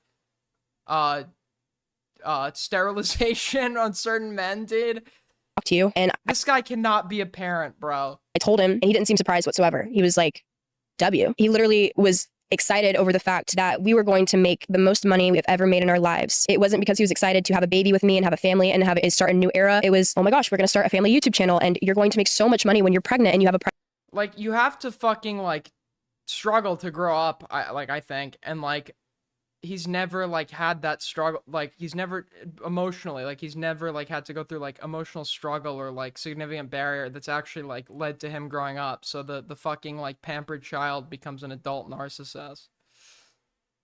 Pregnant belly. I remember looking at him and I was like, basically, he's a kid. I mean, he's an adult kid. Like, Jack, you do not realize if this is happening, I'm done. I'm not doing that. And I don't want to be on social media, and we need to change our lives. So that was the thing that allegedly happened, I guess. So being with Jack seems like it was nothing short of hell. Like a short man syndrome stimulant addict, constantly on edge, raised by questionable parents, all while making millions of dollars exploiting young women. And I say questionable parents with absolute certainty because near the end of the second part of the interview, McKinley shows a bunch of excerpts from the conversations with Jack's mom. And the things that she was saying to McKinley are pretty. I'm against abortions. How could you kill the... Oh, because she's...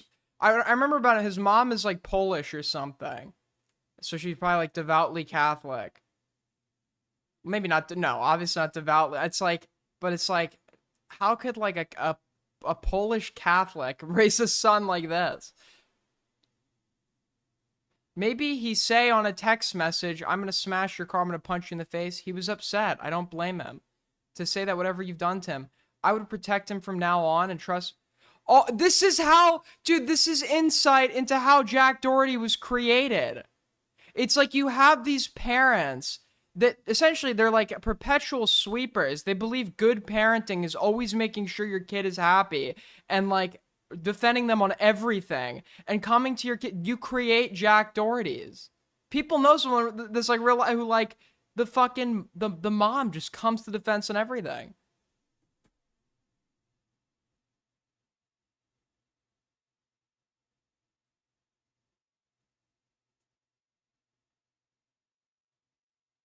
Jack treat you like a gold. I see all the TikTok. You always drunk when you are fight with him. Okay, dude. Wild for some mother to say. You definitely don't want that as your in-law, that's for sure. So that covers the interview. In these 5 hours of... It's actually like very useful like into understanding the dynamics of how somebody like this is created. It literally is just an over-pampered child that never has to deal with like their own problems.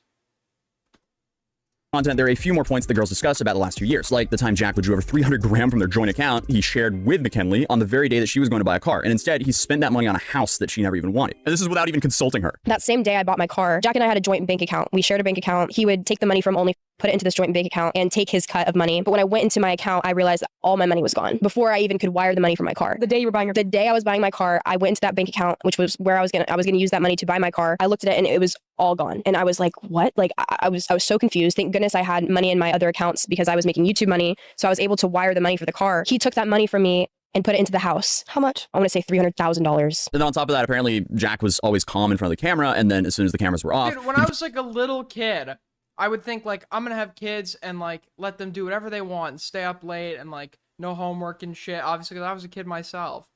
But it's like, if I ever did have kids, like, it's just like, this is how you create the worst type of person. There's a level to it, okay? There's a level to it. When your kid fucks up, don't like degrade them and like humiliate them and shit over it. But like, there's a way where you like let them like, they put a hurdle there for themselves and like with a little guidance, help them do the work themselves to overcome it. And that's how they develop skills and mature.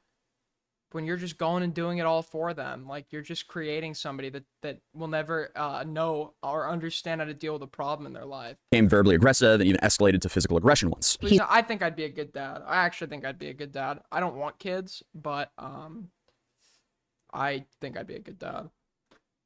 He's like, you're a stupid, and he's spitting on me. He literally, I could feel the spit come off of his mouth because of how close he was to my face, screaming in my ear. And he pushes me as hard. It's like, if you're basing like how I am on stream off whether or not I'd be a good dad, you're just like, insane. I wouldn't, not now I wouldn't be, because I'm not like stable in life, right? But if I was stable in life. As he can into the wall, and I caught myself in my arm, which I have a picture of the bruise from the day after. He pushes me, and I caught myself, and he told me, he was like, "Oh, you flopped." He's like, "Stop flopping." I'm sure you think you would. It would be easier to tell you I'd be like I don't even want kids. It'd be easier to tell you I think I'd be a shit parent. I've done like a lot of like parenting analysis in my life or whatever, and I understand or have seen where things have gone wrong and things have gone right, and things I wish I had when I was a kid, or think in hindsight the introspection would have benefited me, etc., etc. And I think that I would be a good parent. 500 GGs, I'm a bit behind, but stims are useful if you have ADHD. I hate how, because some misuse them, then blame the ones who need them. True. I was like, "I did not flop." I said, "Don't you ever put your hands on me, ever, ever." And he was like, "I didn't put my hands on you, you flopped." He was like, "I don't give a you flopped." So I walked. All right, so that makes you a great, okay, what is like your criterion here? Like, I think I have an understanding of how to raise a good kid, right? I think I have like an understanding of it.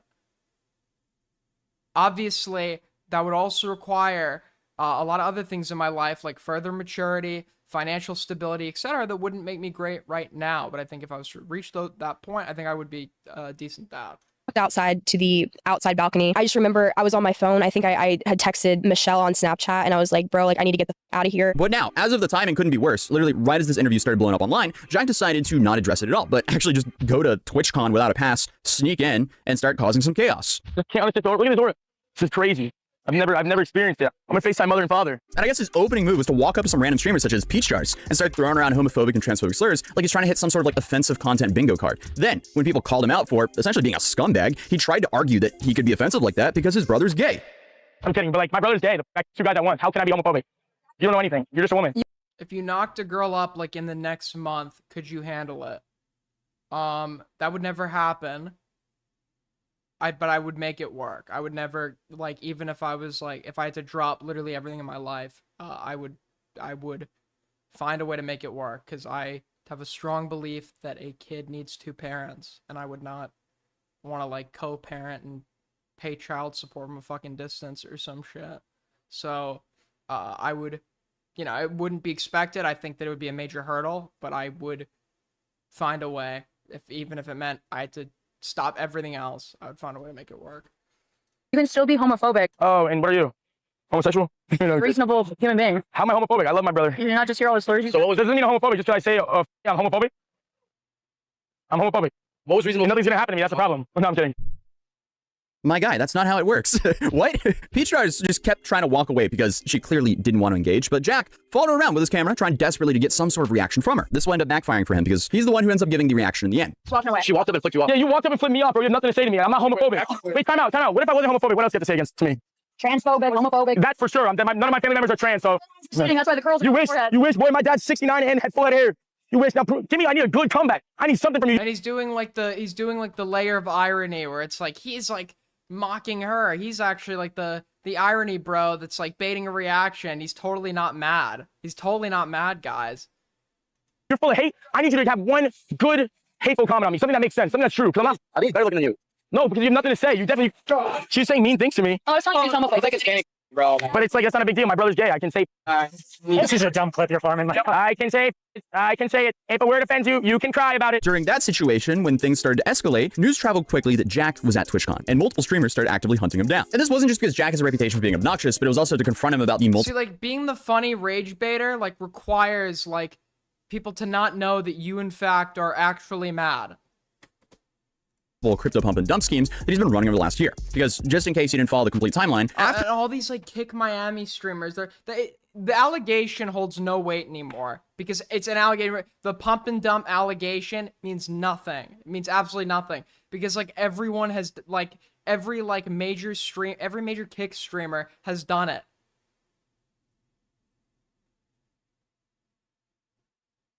Dude, Kick streamers would like take like a sponsorship from fucking Nambla if they could. After his McLaren incident and then getting banned from Kick, I guess he started looking to try to find some sort of alternative revenue sources. So then he started launching tokens on sites like Pump Fund, where he would create coins or boost existing ones and tell his audience to buy in and then sell into his audience, essentially running away with a bag. So his audience lost money, but at least he made some money. So when streamers finally found out he was at TwitchCon, they immediately started pressing him for why he rugged all those meme coins. Jack tried to deny it, but he himself live streamed the evidence, so that's a little bit hard to deny then, and obviously it's also on the blockchain. How are you? How come you rugged all those meme coins, bro? I didn't. What do you mean? You did. You're still streaming? Yeah, I'm live right now. On Pump Fund? I'm on Pump Fund now. Well, you took all the money from those like 4 coins. I take money from the charts, boy. You didn't rug them? Nope. It was a straight rectangle, bro. On every single one of them. No, it wasn't. Dude, I know. No, but you rugged for 6K though. Oh, you rugged a coin for 6 grand? You couldn't even move past 100K. What happened? Those coins couldn't even go past 100K. Zero motion. Jack, we know when the next coin's dropping. Jack, ECA, please, bro, please. But after getting confronted about the crypto skins, Jack was visibly upset. The dude started getting extremely mad, and the streamers started following him around the corner and kept calling him out for everything. And that's when Jack completely lost his composure. When you say when my next coin dropping? Yeah. Next time I need 6 bandos. So now? So never? Not tomorrow. Okay.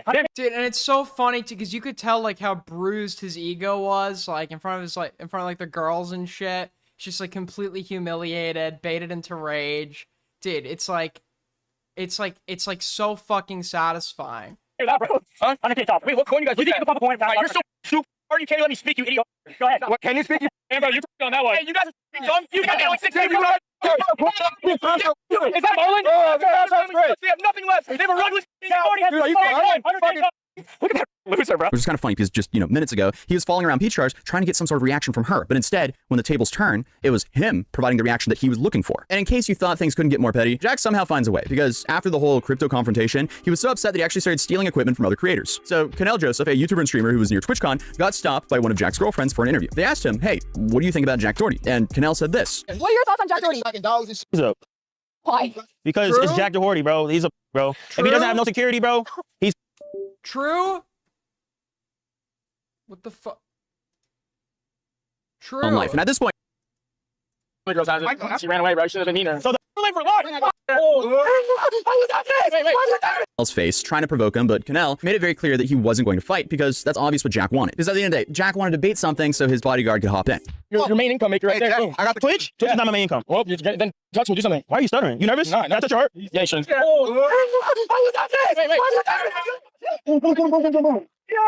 Right, this is non-tent. I should have realized that 30 minutes ago. Folks, if you've made it this far into the stream and want to support us as always, you can.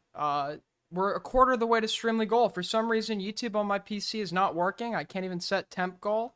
But yeah, you could donate through Streamlabs, Super Chat. Helps me out. You could also like up, sub up, all that good stuff. What did Parry have to say about the debate? Require good faith research, good faith effort, and you There's no, this isn't scripted. There's no way to script it, because it doesn't make any sense. To generally require good faith. I'm so mad at Aiden right now. I'm so angry at Aiden. Wait, I why wanna are kill you Aiden mad at me? in real life with a gun. I'm going to fly How to are you? UK. I just hosted the debate. You fucking underperformed. How's that my fault? Are like people like just like allergic to like, I don't know, understand? Are small commentators like fucking allergic to self-awareness? I brought you in there. It's Gamma. It's an easy dunk. It's an easy way to be funny. At the beginning, people were even accusing me of being biased towards you. And you just didn't have a comeback. You did the same, like, filler words that you have whenever you don't have an original joke or comment where it's like, subhuman loser fucking freak. This, like, subhuman loser fucking freak. And I get it. I've been there. I've been in conversations live where I have nothing to say. But I make it work. I bullshit it as I go. And it's like, you couldn't even fucking do that. You underperformed. You disappointed me. That's not my fault.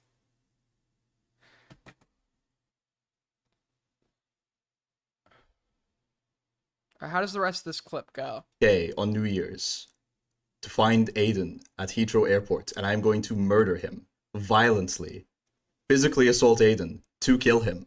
I'm going to death threat Aiden in real life. What a fucking loser. I'm going to dox and kill Aiden. This is an actionable. It's not an actionable purpose. That's a lie.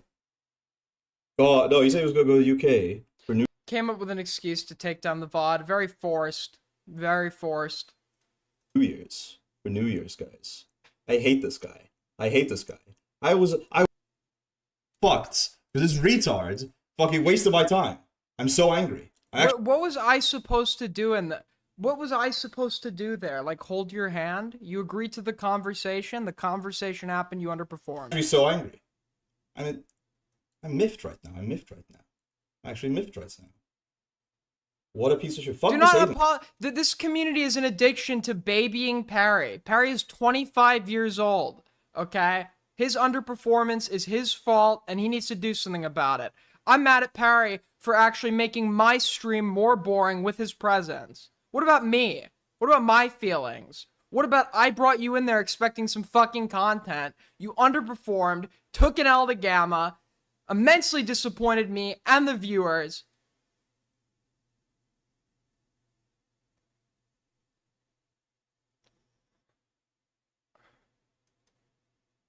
Stop babying this guy. And he's just sitting there giggling on his retarded fucking live stream. Because you had nothing to say. Like a fucking piece of shit that he is. Just fucking subhuman fucking loser freak. Sitting there. Just fucking sitting there. Fucking, oh hey guys, here's this retard. I was sitting, I wasn't standing. He's got me there. That's just, what the fuck is this retard doing? What the fuck is this retard doing right now? I'm gonna fucking just sitting there like, ooh. He never gives any fucking good analysis. He's just gonna sit here, some fucking retard. The lack of insightful commentary got under his skin.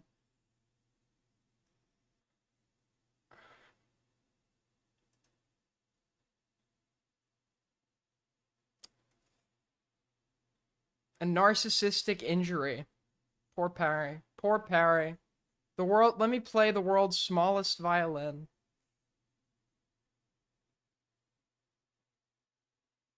So apparently Templar is doing an Templar's agreed to talk to Mama Oka.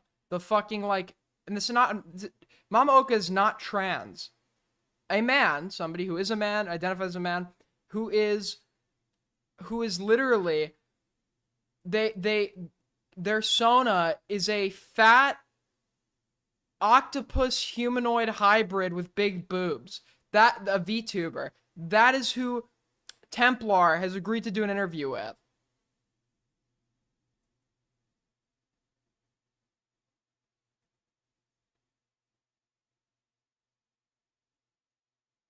Alright, somebody link this video. Parlo exposed himself.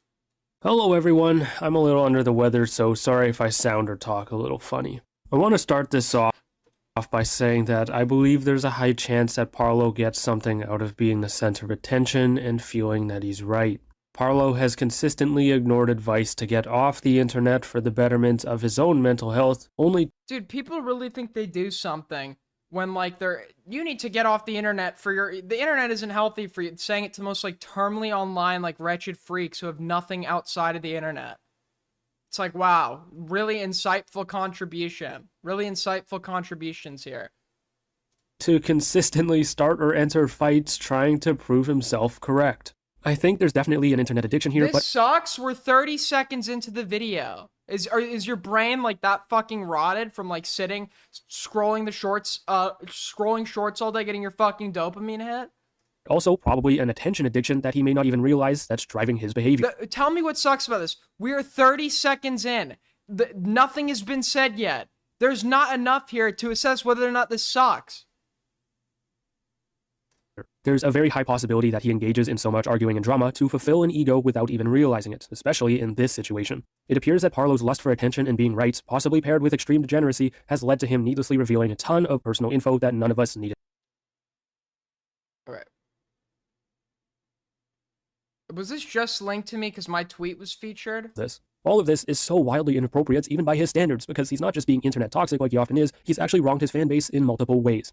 In all honesty... Okay, I saved this 8 minutes.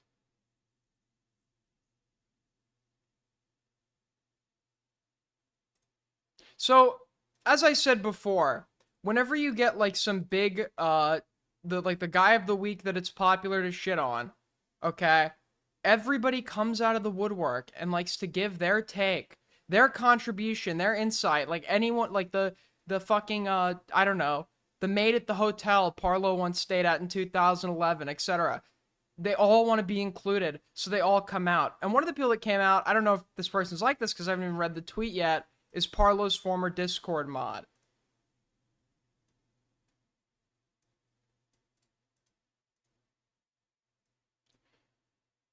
Please read. Yeah, y'all, I think this may be a surprise. Some of y'all didn't, but I did used to moderate for Parlo server once, although I wasn't really into drama all that much compared to other moderators. I did see how much of a toxic fandom his fan base was, which I tried to avoid as much as possible from what I remember. The reason why I quit being a mod there is the amount of stupidity everyone there in the server, the amount of stupidity everyone there in the server. The reason why I quit being a mod there is the amount of stupidity everyone there in the server was English? I later rejoined the server to see if it was any better, and to my surprise, it wasn't. This is just a post to say to never join. Okay, this is what I'm talking about. I used to be a mod. His server is stupid and toxic. Don't join. Great contribution. Thank you. We all needed this. At Alex Tanuki. This really isn't important to ping you, but I thought you'd want to read this. Lol. So everybody just wants to chime in and get attention. Aiden's community is worse. You know, you people say this and you are my community.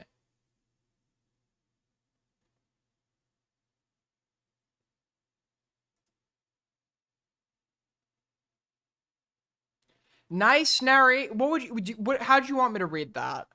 Honestly, tell me.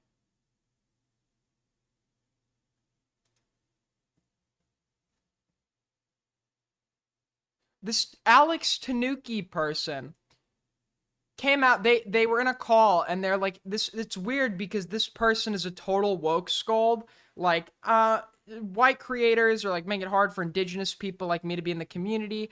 They literally use like going at Parlo on Discord as an opportunity to like continuously humble brag. They've done nothing of note, but they claim to be some like child safety advocate. And they're also, the weird part about them being a woke scold is, this person is incredibly homophobic. Every time they insult Parlo, it goes back to him sucking dick. I told you to stop sucking dick, etc., etc. And then Parlo even pointed out, it's weird, this is the focal point of every time they talk to him. And when they accuse Parlo of being homophobic, they're like, the homophobic thing is the only thing you have. Now that I'm racist, now that I'm a pedophile, it's like, okay, so is that an admission that you are homophobic? And so they've used this, they've had some previous grievance with Parlo, and they're using the bandwagon against him to try to be like, look, I was right on my old drama about Parlo that nobody gives a fuck about. And you wanna know what the apology got from Parlo is? You wanna know what he gets after swearing my name? Don't you dare lump me in with the very bad actors and pedophiles you exposed because you were caught fucking finally with undebatable evidence of what you did. It's no apology. It's not an apology. Fuck you and your apology. Stick it up your fucking ass. It's him still trying to paint me as a bad actor. It's likely that his algorithms remove any mention of my username. Not in the full context. Why is he scared about me being a grooming victim? Why? Saying that because I made comments about PMM Damien basically saying he was fake as hell for making a safety video, that he never cared. Oh, and this person uses their, like, authoritative position to call out the other, Roblox YouTubers that being like, you're not a real child safety advocate, like, talking from this, like, authority. This person is insufferable.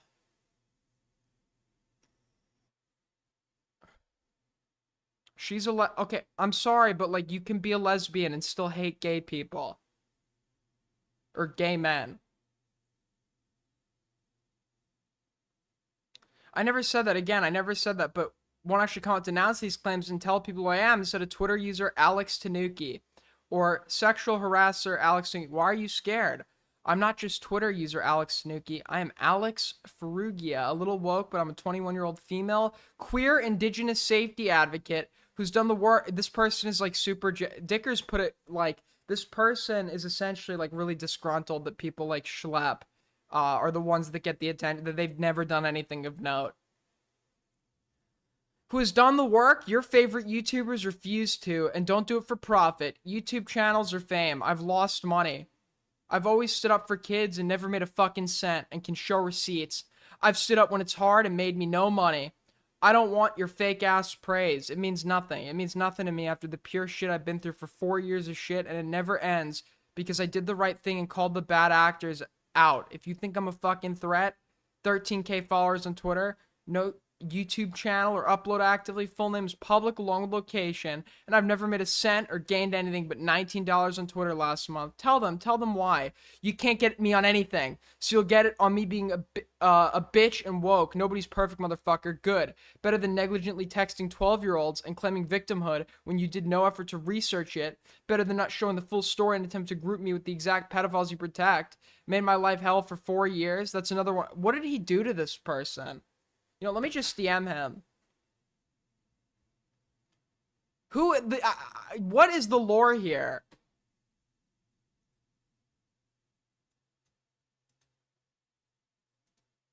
Because she's, like, inserted herself in every facet of this drama.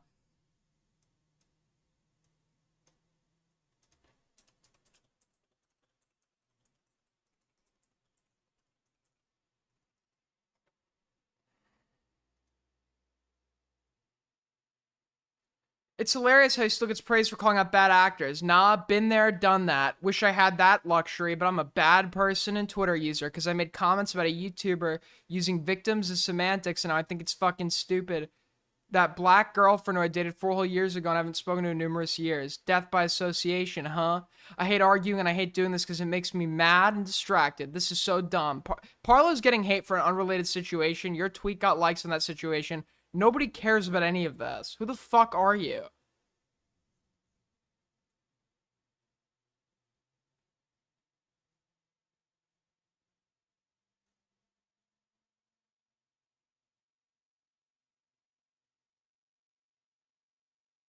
I almost got kicked out of school and he's still getting away.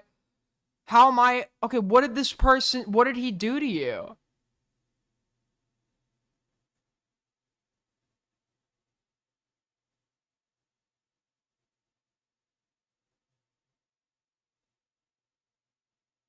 This person keeps referencing that Parlo fucked them over.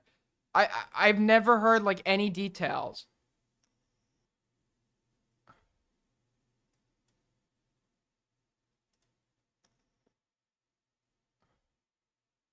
This person is insane. That's all you need to know.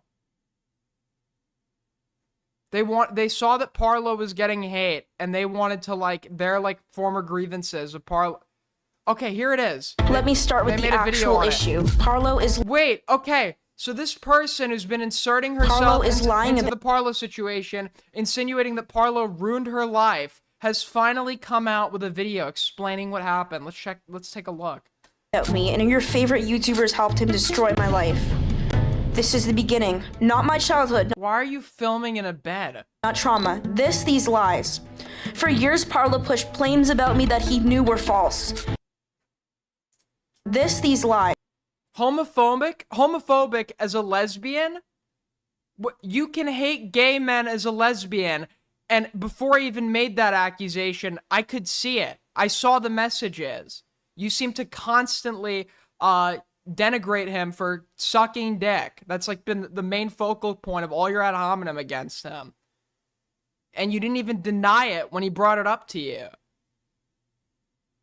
If you are a gay man, you can, it's not like super common, but you can be like, you can have internalized homophobia is pretty common, but like you can have internalized homophobia and hate lesbians. That's true. And if you're a lesbian, you can hate gay men and you can be homophobic to gay men.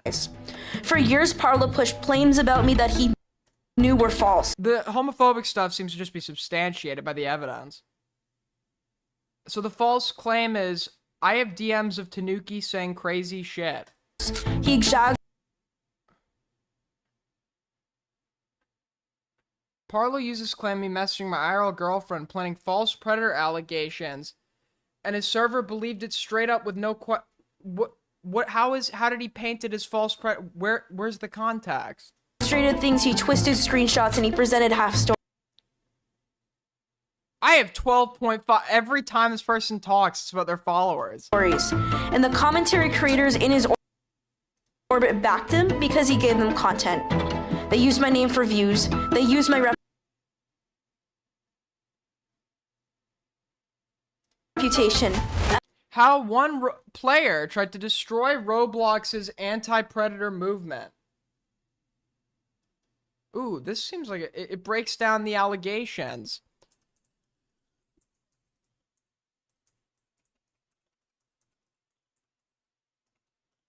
Predator. This is the thing. I couldn't find any videos on this person, and there was so much lore there. I was surprised I couldn't find any videos. And it's literally because their name is not being used for views. Like, they're so irrelevant. Like, when you can't get views off the name, you do, like, your title's based on the situation. If the name can garner enough views, you use the name in your title. But this, like, people are using situationally dependent titles because her name is, like, that fucking irrelevant. How one player tried to destroy Roblox's anti-predator movement.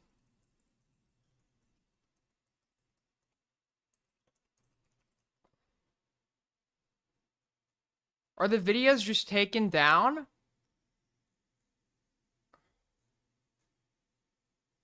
I can't find any of these videos. As a punching bag. Before time to talk about being a child safety advocate with 13K followers that does the work. Anything else, here is who I am so you understand why this matters. I'm Alex Faruja. I'm a Roblox expert, safety advocate, and I am a Congress speaker, Parliament speaker, and most of all, the main subject of the TVO documentary Dangerous Games. I have been on national TV 17 times for my The Social. Oh, this is all like Canadian TV advocacy work. I'm a guest on NBC Third Hour, CTV The Social. I'm a community manager and consultant for major Roblox brands like Fresh Cut as my work. I do not make... What is this person's qualification? What is it, an expert? Like, do you like... What have you actually got, like, done? What have you actually accomplished? Money off YouTube, and I do not have an active YouTube channel. I simply have a Twitter with 13K followers. 13K followers! 13K followers! I teach digital safety in classrooms weekly. I volunteer 20 hours a week about digital safety. Oh, every I speak time at this universities person even when they're arguing with Parlo, insulting, they need to include their fucking resume on everything. Where I am right now in Ottawa about internet safety and governance forums. I pay for my entire advocacy work myself, and I have never once... If anyone can find, like, the archive videos on this person, please let me know, because it seems like they were taken down. Asked for a donation. I've never once run a GoFundMe, and I've never once asked my audience for money. Not once. That is I have, though! We're a quarter of the way to Streamly Golf. If you guys want to support the stream, as always, you can donate through Streamlabs. Super Chat really helps me out. If we hit goal on this stream, I will say yippee. Credibility. Also, like up, sub up. Here's the problem. For years, Parlo pushed lies about me. He exaggerated. What are the lies? He fabricated. Who openly lied after promising to leave. And he left out context. And the commentary creators who orbit him knew it. They still amplified him because it made them money. They built an entire narrative around me being the issue. They framed me as loud, dramatic. Tanuki got pissed off over PM Damien making an animation about Schlepp. She just wants drama to feed herself. Parlo has made no effort to correct the idea I'm doing this for money, ego, and attention. It seems like you're doing this for ego and attention. I don't know about the money part. I myself have Parlo's exact condition and know direct what his circumstances are like. We both have BPD. And, I asked Stickers if it's known if Parlo is BPD. And have talked in private about how similar our lives are. Attention-seeking and ego-driven. Meanwhile, every platform I have is unmonetized except my music on Spotify. Total Twitter earnings I earned last month was $19. Yo, Scallywag with the 2. A blue thumbs down with nope written on it. Damn, bro. I spent $600 the last weekend on my advocacy work. Wow. The creators who pushed this narrative made far more. Are you actually going to explain how they did this? She just keeps saying, like, the vague what happened. They lied about... She never goes into the specifics. Than hiding the truth. Now here's the timeline with no fluff. 1, Parlo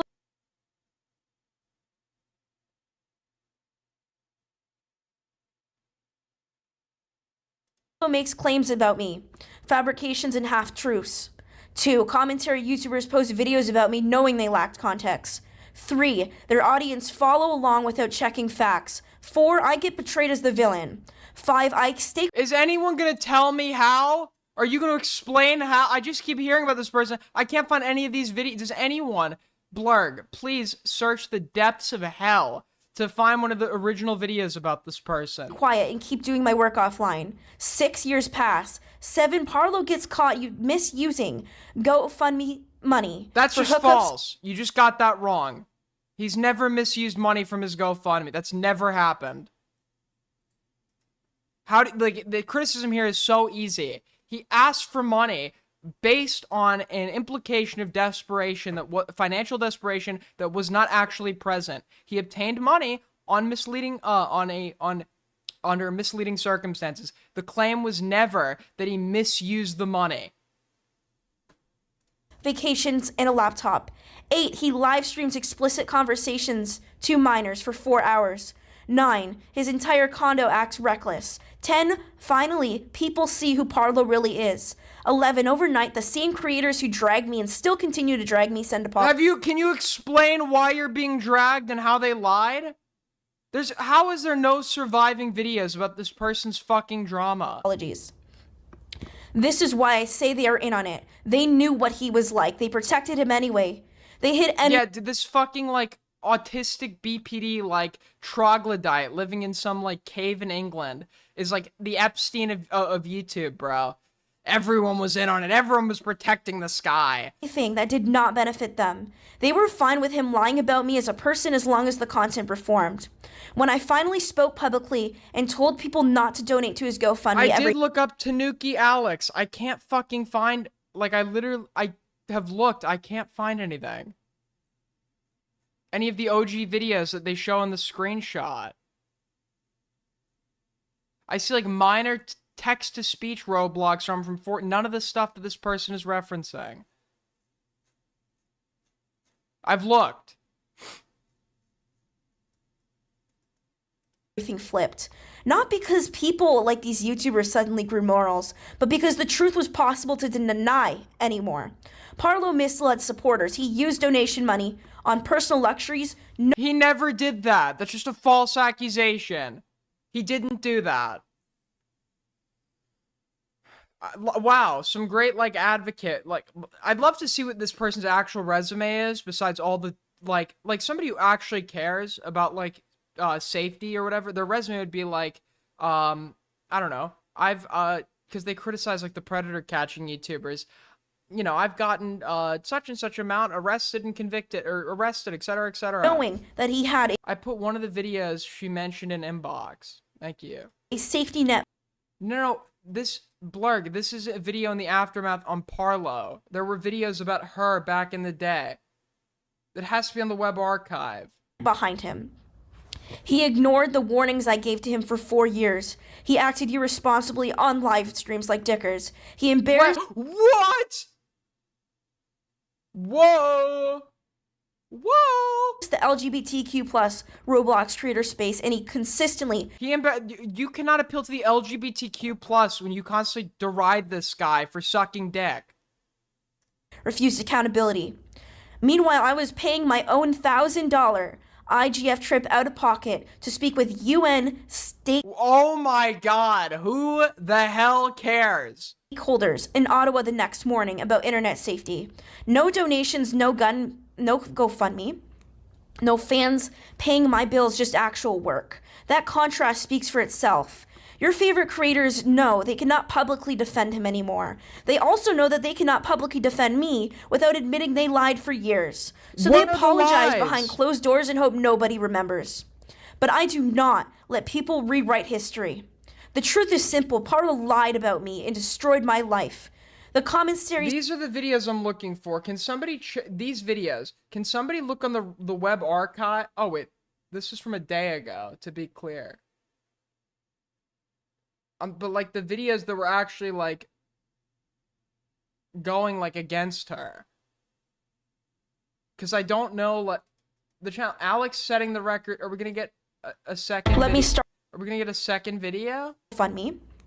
No fans paying my bills, just actual work. Lied for years. So they apologize behind closed doors and hope nobody remembers. But I do not let people rewrite history. The truth is simple. Parlo lied about me and destroyed my life. The commentary space backed him for profit and he got caught. They switched sides in 24 hours. And I'm still standing because My credibility comes from work, not online theatrics. My name is Alex Farouja. I do I'm real doing safety real work. life stuff. Oh, she said it as I was saying. I do real life stuff, guys. In real institutions. I work with, why am I not as big as Schlep? With real brands. I teach real kids and I consult real developers. And I show up in real rooms where decisions get made. And I'm not letting any. What decisions have you influenced? What policy have you contributed? Like, is there like a, I don't know how like law works in Canada. I know you guys have like parliament and shit. What like policy have you actually helped implement? We know you've spoken fucking everywhere, but what have you like? Do you have any accomplishments? Have you actually ever gotten anything done?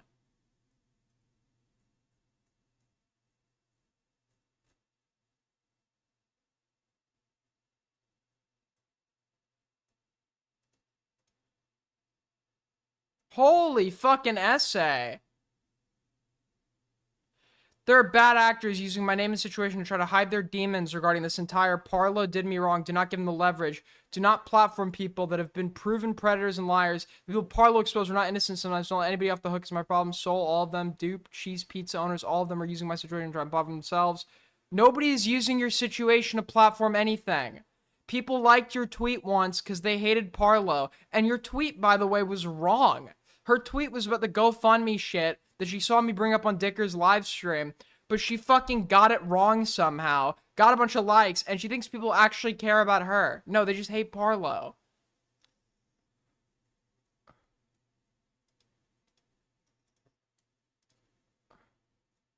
DMs are not open.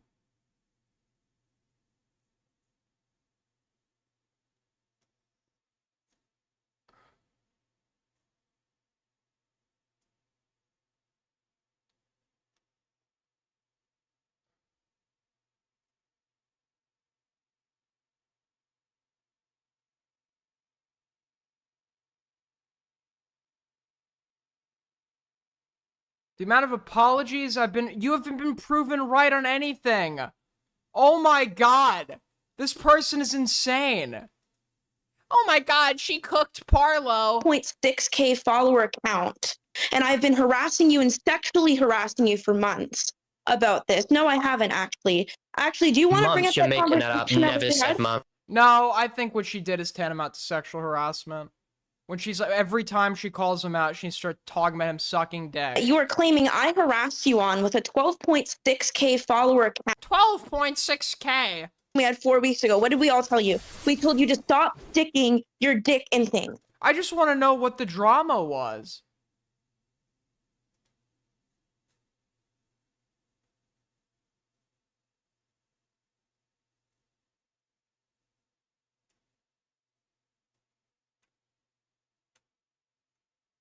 His only rebuttal is calling you a bit. That was not his only rebuttal. He literally makes multiple concise counter arguments and she fucking leaves.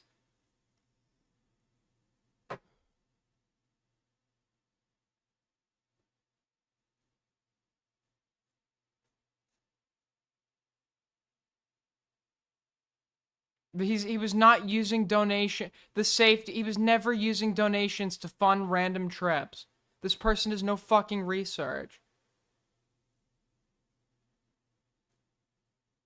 I just want to figure out what the lore is here. What is she? She's very proud that she has her full name online. I want to see one of these talks that's changing the fucking world. Alex Farouja. All right, let's see one of these TED Talks that is like saving the kids.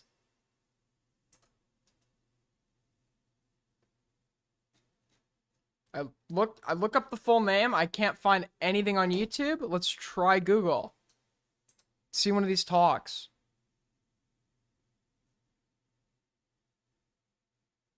Okay, this is the documentary this person was on. Got it. Let's see. Or not the documentary. This was on. Is this like the Canadian equivalent of The View? It's called The Social.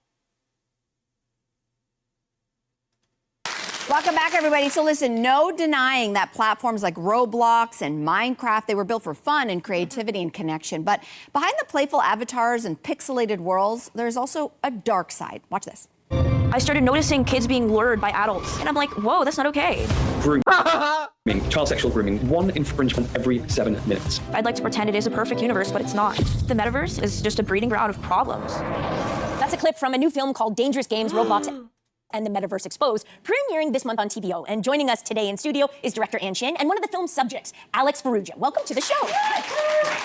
Welcome, both of you. I want to start with you, Anne. What initially motivated you to make this documentary about child safety on, games, big games that kids are playing online? Well, our producer Erica Leendertz has a couple kids who are playing Roblox, and as she was watching, so it's literally just like she plays Roblox, and boomers don't know what the fuck it is, and she's like explaining it to them. I want to see what insight is she offering that makes her an expert.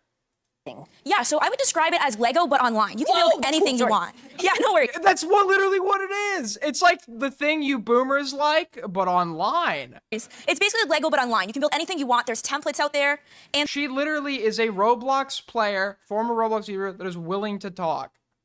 That is like her qualification. There's so much to do. It's a game with games on it. I think that's the best way I can describe it. And wow. I can already, the predators are scared in their boots as we speak. They're running away from Roblox. So this insight.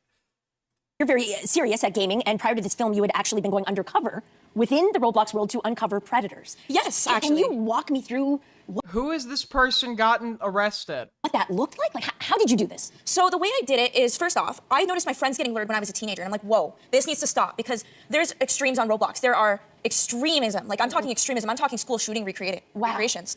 And I started investigating these further, and I started forwarding the info to the police because I want to make an actual change. Yeah. I'm not someone who just wants to sit around and do nothing, right? Oh my dude, she keeps it, I'm a real safety advocate, getting real results, getting real stuff done. Wow. So, and I want to talk about platforms like Roblox and Minecraft, and I'm going to say this because my daughter also lives in the Dress to Impress world. I'm sorry, she's, it's not even The View. She was on The Social, which I don't even know how big that is in Canada. And this is literally the live audience. I'm not someone who just wants to sit around and do nothing, right? Wow. That's their audience? Are we kidding, bro? That's like 6 people. That's their whole audience. It's just like 6. It's just like one guy who really wants to like learn like predator tips on how predators get caught so he doesn't recreate it. And like 3 other patients that are on like a nursing home recreational activity. So, and I want to talk about platforms like Roblox and Minecraft, and I'm going to say this because my daughter also lives in the Dress to Impress world, which is part of the Roblox universe, and she's guys, I was on The Social on that a lot with her friends as well. Let's talk about the risks. So, what are the actual risks involved with these? So that I assume in some ways, not naively, that these are mostly kid-friendly spaces. But what are the risks? What should we be looking for? Well, anyone from the age of 5 to 85 can be on there building environments for other people to play in. Okay, I want to hear her. I want to hear more of her insight. Maybe she talks about her accomplishments. Groups, creating environments for them to chat people up and recruit them. There's a lot of things going on there. If I can also just dive in, I noticed there's also a chat box, a text box that's happening in the corner of Dress to Impress. Is that where the luring is happening? Yes, it's through the chat plugins as well as Discord, which is another app that people chat with one another. Okay. So Alex, yeah, this isn't like a Roblox specific this is just like an online problem. The solution, I think Chad was actually making this point, one of the Schlepp's lawyers said we want to make it our goal is so that this never happens on the platform again. And Chad is just right, with the amount of usage, you're never going to get to a point where you completely prevent this down to 0%. That's a complete unattainable goal, right? What we can do, it's not Roblox specific, it's internet stuff. And what you then can do is teach parents how to keep their kids safe online. Because there's only so much the platforms themselves can do, right? But and I'm not one to defend companies, okay? I'm not one to defend companies, but this literally comes down to parents just actually being involved in their kids' internet activity. Because it's Roblox. It's not just Roblox. It's fucking Discord. You obviously uncovered some pretty disturbing things in the metaverse, but before uncovering them, I'm going to wager that these spaces were spaces of joy, spaces of creativity. Do these hosts even have Wikipedia pages? The Social, Canada. The Social is a Canadian daytime. What is CTV? Is it public access? hosted by Melissa Grello. Dude, not even a full page.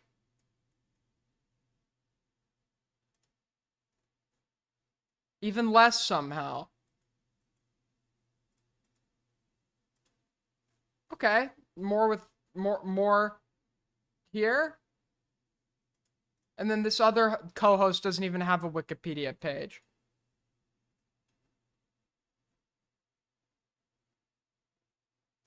Make your kid, teach your kid what to look out for. Make your kid comfortable with being open with you about what they're doing online and having like these open discussions with it. Because there's a middle ground. As I said before, if you like outright prohibit your kid from using like social media and the internet, you're gonna create somebody that just goes. You're gonna create, first of all, a social loser. Second of all, somebody that just like goes into this world with no prior experience and like does everything incorrectly because they weren't phased into it.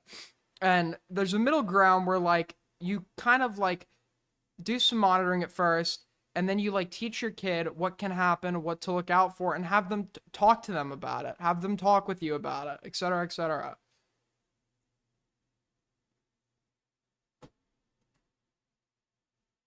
Why? Oh, dude, the Canadian lobby is gonna pull their donuts from me. We love Canada. This is better than The View. Better than The View.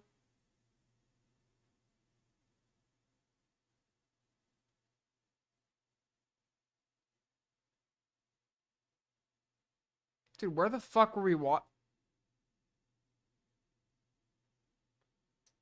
did I just have this up?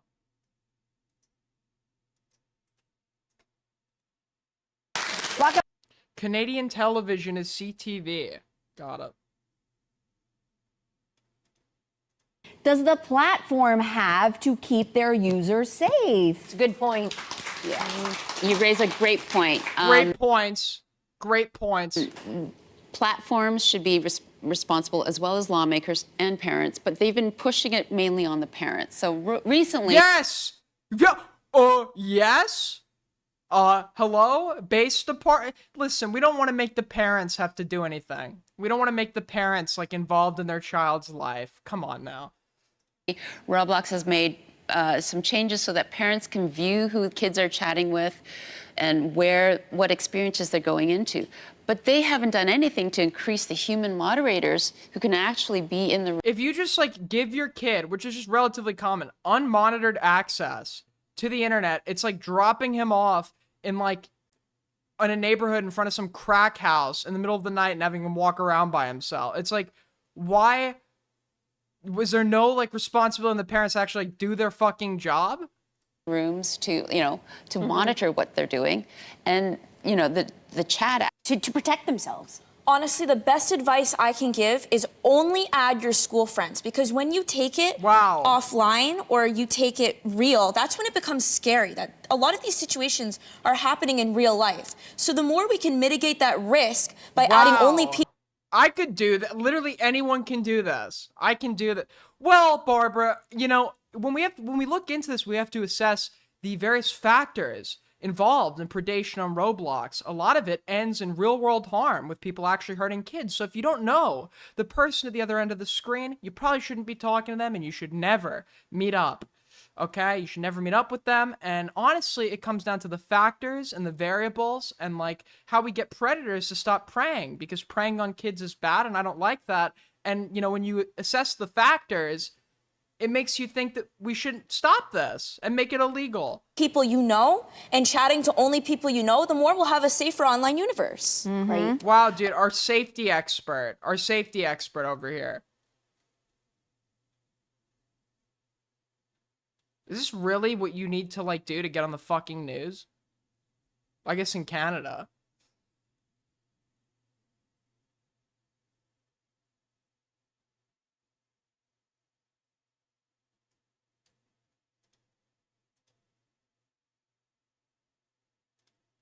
But yeah, like, actually just, like, the parents should start parenting their fucking kids. Crazy idea, I know, dude. Actually fucking insane.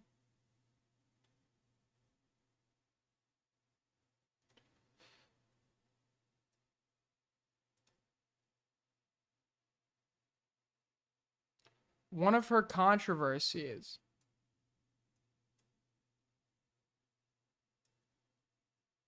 Hot take. Vagina. Okay, I don't. What the fuck is this? No, what the fuck? Why can I zoom out?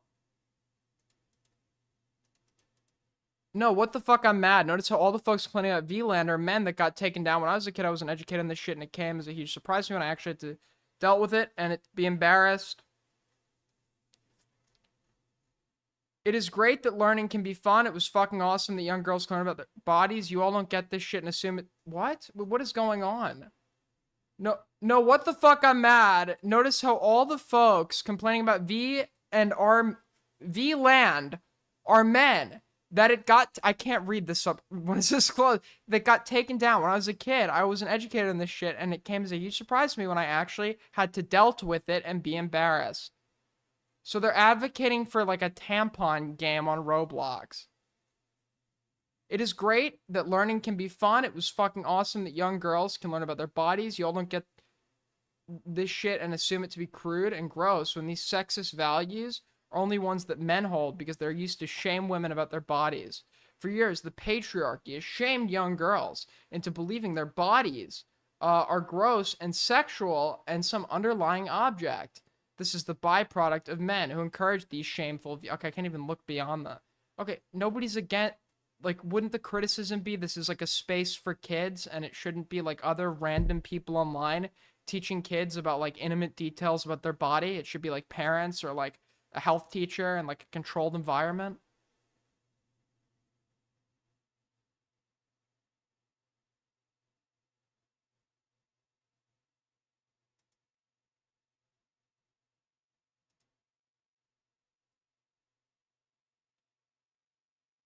Anyways. What else is going on?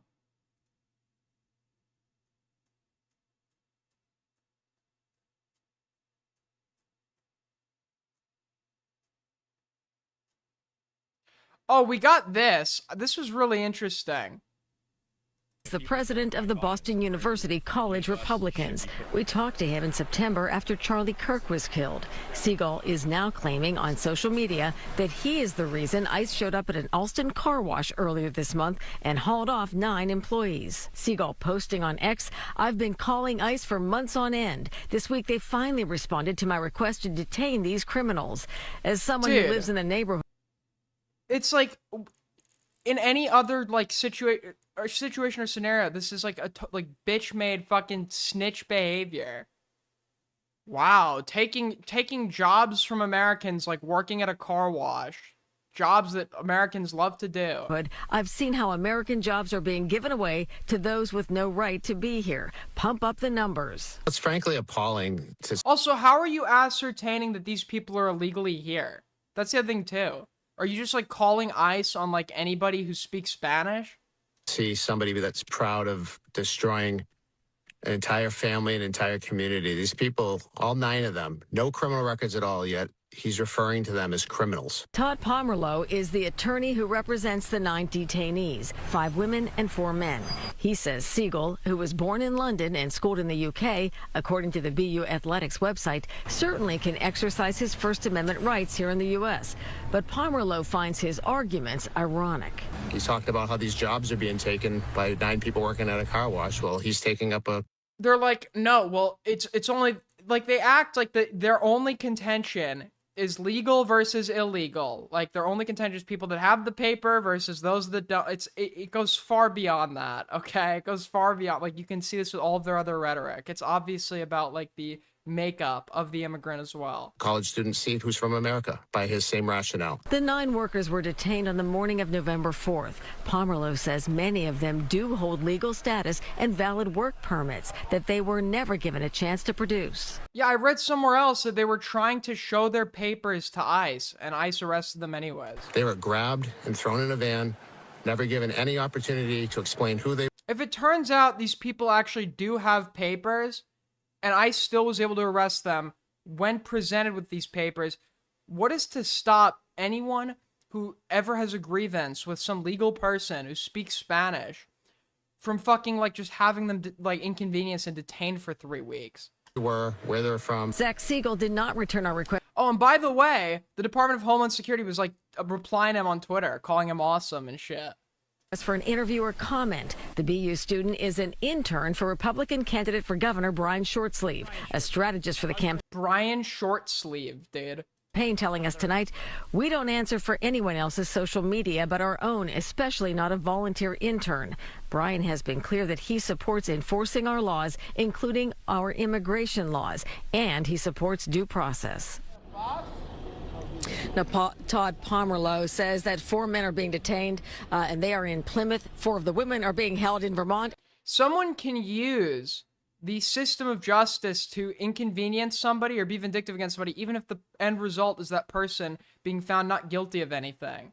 Because the mere process of being detained to trial, etc., it's lengthy, it's costly, it can be traumatizing, right? I mean, you get this in civil courts. There are people that sue people just to fuck with them. You've like vexatious litigants, they're called, right? They just like sue people.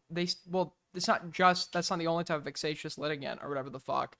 Where they, even if the court doesn't rule in their favor, the mere process of making someone go through a trial, etc., it's done to inconvenience them. In this case, it's more than inconveniencing. I mean, I can't imagine how like terrifying it is to be like taken away by people in masks, taken to some facility where many times there have been cases where like the family doesn't even know where you are for months to call you. I mean, God only knows what the conditions are like within the facility. The 5th is in Texas. He says at least 5 will have a bond hearing next week. We did reach out to Boston University for comment tonight and did not get a response. Because they get held in these like federal facilities in other states and get like moved from state to state. Nobody knows where the fuck they are. Some guy's family was not getting a comment from ICE for like a month, only to find out he was in some like shithole detention facility in Louisiana. We're live in Austin tonight. I'm Mary Slatna, WCVB News Center 5. I remember when it was, oh, he was only going to go after the ones that committed crimes. He's not going to go after the farmhands and stuff. And then you see like footage of like actual major ICE raids on farms, car wash employees, etc., etc. And it's like, people are like, well, when we say like, because they were saying only the criminal illegal immigrants, and now they say, oh, well, coming here, it's criminal to come here, through like an illegal border crossing, overstaying a visa, etc. So, and it's like, okay, well, you just admitted to being dishonest, because when you say he wasn't going to go after the criminal illegals, why would you need to add that clarifier if you just assume by default everybody who's here without papers is a criminal? Why would you need to add that qualifier unless you were trying to deceive people, which is what they were trying to do?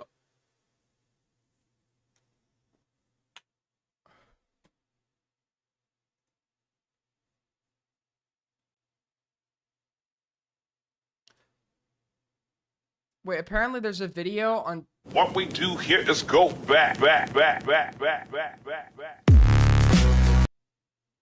Oh, shit.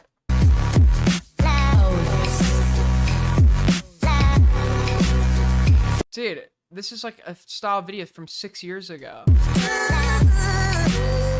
This video might be the biggest and overall best video I've made in a while. Oh no. This'll be a big one, but one I definitely need to make. In this video, I will be discussing and exposing the Roblox commentary YouTuber Tanaki Alex, who also runs the extremely popular Twitter account Roblox RTC with nearly 500,000 followers. Tanaki Alex is genuinely everything wrong with the Roblox community in one person. Basically, I'm cat on an alt, so I got a lot to say on them, and call them out for. With that being said, let's get into it. Lies and misinformation. Is this the one we already watched? Yeah, this is the one I think we already watched, isn't it? That one was only like 8 minutes. No, we already saw this one. We already saw this one. We already saw this one. Never mind. We already saw this one.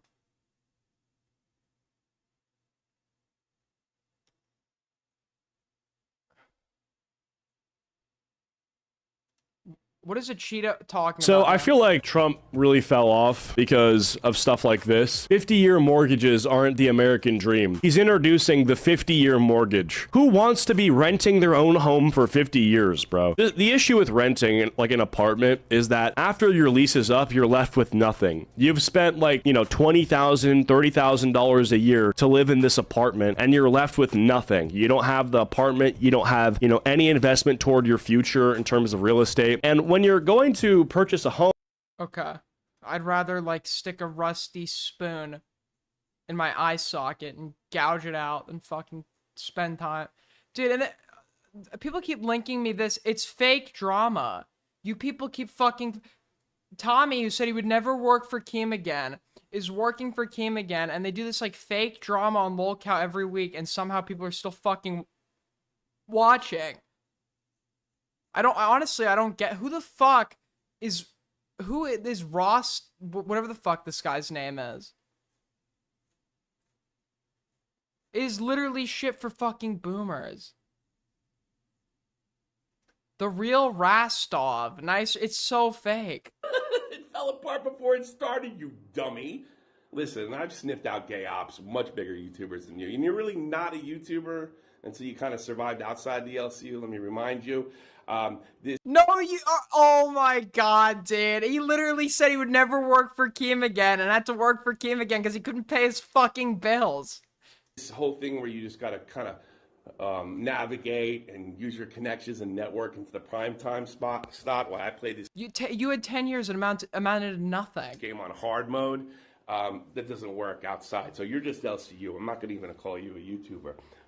But you do what most YouTubers do. You start a gay op against me. What are you going to do? You going to take my girl away from me? You were almost smart about it. I mean, what can I say? Dude, this is unironically, this is more sad than, remember I covered Frankie Valli from from Frankie Valli in the Four Seasons, how the guy's like 98 years old or some shit. All of his bandmates are dead. And because of a contract, they're still parading him out to concerts where he's not even singing. And it's just like his music playing over with background dancers. He's not even talking. This is honestly like more sad than that, dude. Say she gets a different time slot that would have made it difficult for her to do cafe. That's the smart way to do it if you're going to fuck me. Because it's not like you can be funnier than me. It's not like you can go back at me. You get your feelings hurt. I mean, does your wife? This guy follows me? Oh my god, dude.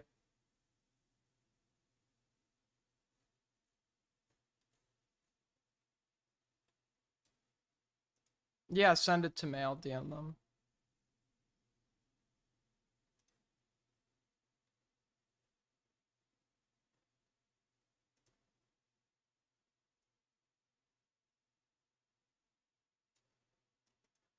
Alright, well, that's probably gonna be a stream. I don't really have anything else, and I'm tired. Dicker stole my viewership, so yeah. It was a good run, though. It was a good run. Oh, wait, we have 110 viewers. What the fuck is there to even cover, dude? I thought we were still at, like, 70 viewers. Wait, hold on. Hold on. Do I force myself to keep going?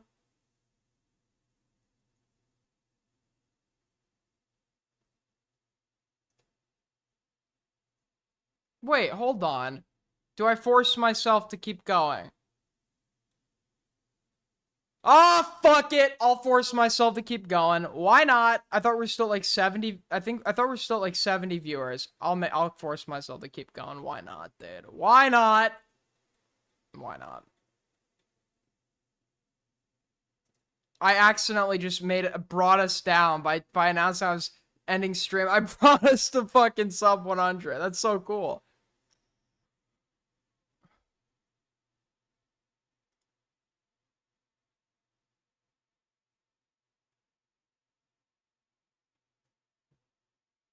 Those are two different videos, by the way. What we do here is... They look like they're the same video. Okay, they made a second video on Tanuki Alex, bro.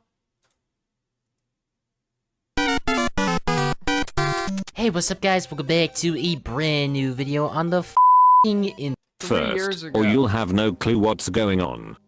So, Alex made a now deleted Twitter thread responding to my video, and sent me, and some messages in private, and proved nearly every single one of my points right. It was such an awful response. Alex straight up didn't respond to most of my points, and the ones they did respond to were horrible. Alex even threatened to sue me. I'm not even kidding, which I'll get to. Alex I'm literally dude, I'm doing a deep dive into Tanuki Alex, bro. That they will not take accountability for, or improve from their actions at all. Let's just break it down tweet by tweet. There's a lot here. First tweet in the thread, we already see Alex playing victim, and saying how they're being quote-unquote harassed. Alex, you are not being harassed. I specifically said in my video's description not to harass or attack you. The only quote-unquote harassment I've seen is people ratioing you, which you yourself made a tweet saying you don't care, or see a problem with ratios. Have we ever considered the AI text-to-speech voice? That this person is doing the work that your favorite YouTubers aren't doing? So, a bit confused here. If you want to talk about harassment, Alex, let's look at what I've gone through, where I'm being doxxed, and sent death threats on a daily basis, due to you supporting— I'm getting death threats. and giving this group of people a platform just to spite me. Alex, stop playing victim challenge impossible. So next Alex responds to my doxing point where Roblox RTC posted the fake missing report, and says that the screenshots were fake and quote-unquote tampered. They claim I was with a team doxing someone with no evidence. It's not true at all. I've never participated. Okay, notice. Okay, so this allegation stems from somebody DM'd them that a 14-year-old Roblox YouTuber was missing. Some troll account. And this person was so fucking stupid. They actually just ran with it, tweeted out this person was missing along with their full legal name. Now, it's not legally doxing, right? Because, first of all, I don't think doxing is a crime. But second of all, there was no, like, malicious intent, but notice what they do here. They dispute the label. It's not doxing because it wasn't a crime or whatever.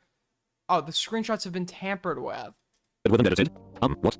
Alex, the RTC account did in fact, to my knowledge, tweet out the missing person report. You can even see tweets from the time talking about it and mentioning the report and how RTC tweeted about it. Are you going to say that all of these random people just lied about RTC posting the missing person report with the last name being leaked and made it all up to conspire she lied against you? That logic is so brain dead and stupid. It's like the easiest excuse Alex could make and come up with. I've never faked any screenshots in any of my videos. Alex also hinted at here. So they lie here in claiming that it's like fake images when they very evidently did do this. And now they're claiming that Parlo lied about that, but they just won't tell anyone how. Yeah. And also directly said in my messages that they didn't post the darks. Their quote-unquote team did. This defense is awful. Alex, even if you did not directly post the darks of a 14-year-old yourself, my point still stands. You and your team are incredibly irresponsible with your massive platform and have a history of messing up stories and putting out false information because you can't check the validity of what you post. You own the RTC account, therefore it is your responsibility to make sure what is posted on there is truthful and accurate and to vet the people who have access. You never even made an effort at all to apologize to the 14-year-old that you or your team darksed. You clearly have no remorse for your actions with this. The fact you're lying about it happening now and saying I faked screenshots when I didn't makes it even more suspicious that you were True whatsoever. It's objectively true that you did at the very least associate with a group of people who doxed someone when the dox was posted on an account that you own. The irony of Alex to talk about quote-unquote defamation too after the countless false claims. She probably did it if she's claiming that screenshots are fake. She probably did it herself. That they have spread about me and other people, like I proved in my last video, is just embarrassing. I don't think I've ever seen someone this hypocritical on the internet. You can also see here Alex playing victim yet again too, and saying they quote Somebody associated with group doxing is defamation. This is not okay. I have suffered countless anxiety attacks. Well, add to the count. Unquote anxiety attacks, which has absolutely nothing to do with any points anyone made, and is another attempt to garner sympathy. There was no need at all to mention this. It's just clear guilt tripping and using the victim card. In the next tweet, Alex responds to a couple points in one. First, Alex says they are neurodivergent and do have some disorder, which I guess responds to my N-word point, where I said it's hypocritical that Alex says the R-slur when they aren't neurodivergent, yet calls people who say the N-word racist, regardless of context. Alex, you have specifically claimed in the past and admitted that you are not neurodivergent and had to get your sister's permission to use the R-slur, and you posted this tweet saying you are not neurodivergent after you had already said the R-slur. Therefore, my point still stands. So true. So true. Can we get accountability for this? I think we need some accountability. Is your hair real? It's real as fuck. My hair is real as fuck. Because at the time you said the slur, you were not neurodivergent, or were at least unaware that you were neurodivergent, to your own self-admission. And even if you were neurodivergent, saying a word doesn't automatically make you racist, or whatever you moron, the context does matter, and my point still stands regardless. In this tweet, Alex also says that them mentioning their mental disorder or mental health isn't playing victim or an excuse, when it literally is. Whenever you're— True! So fucking true. Text-to-speech argument. So fucking true. Criticized, there is absolutely no reason to mention your mental health. The fact you mention it at all when you're criticized as playing victim and being extremely manipulative. It has nothing to do with the points anyone is making, and it comes off as an attempt to deflect criticism and justify your deplorable actions. I mean, Alex, even today, you were going around to people and saying you were suicidal to guilt trip them. It's just disgusting. On top of that, Alex, you yourself have criticized others in the past for mentioning their mental health in apologies, like I showed in the last video. You're trying so hard to make any excuse you can to justify your actions, because you can't just take accountability and improve when you know what you're doing is wrong. Next tweet is irrelevant. After that, Alex references the JoJo Craft situation which I explained in the last video, where Alex's team falsely... Okay, is this what she's talking about in regards to Parlo? Next tweet is irrelevant. After that, Alex references the JoJo... I was not responsible for anything regarding pedophilia. I wasn't involved. I came from school and someone made a tweet about it, and I didn't want to take responsibility for someone's tweet because I'm always subject to the controversy and such. Craft situation. Oh my, this is like Rosemary. Everyone is attacked. If somebody needs to like specify this every time they're defending themselves against a point and can't defend themselves on substance, they are fucking full of shit. You are gently, do you want me to rip my hair off my scalp? Like how hard do you want me to fucking tug on it? Which I explained in the last video, where Alex's team falsely accused someone of being a child predator.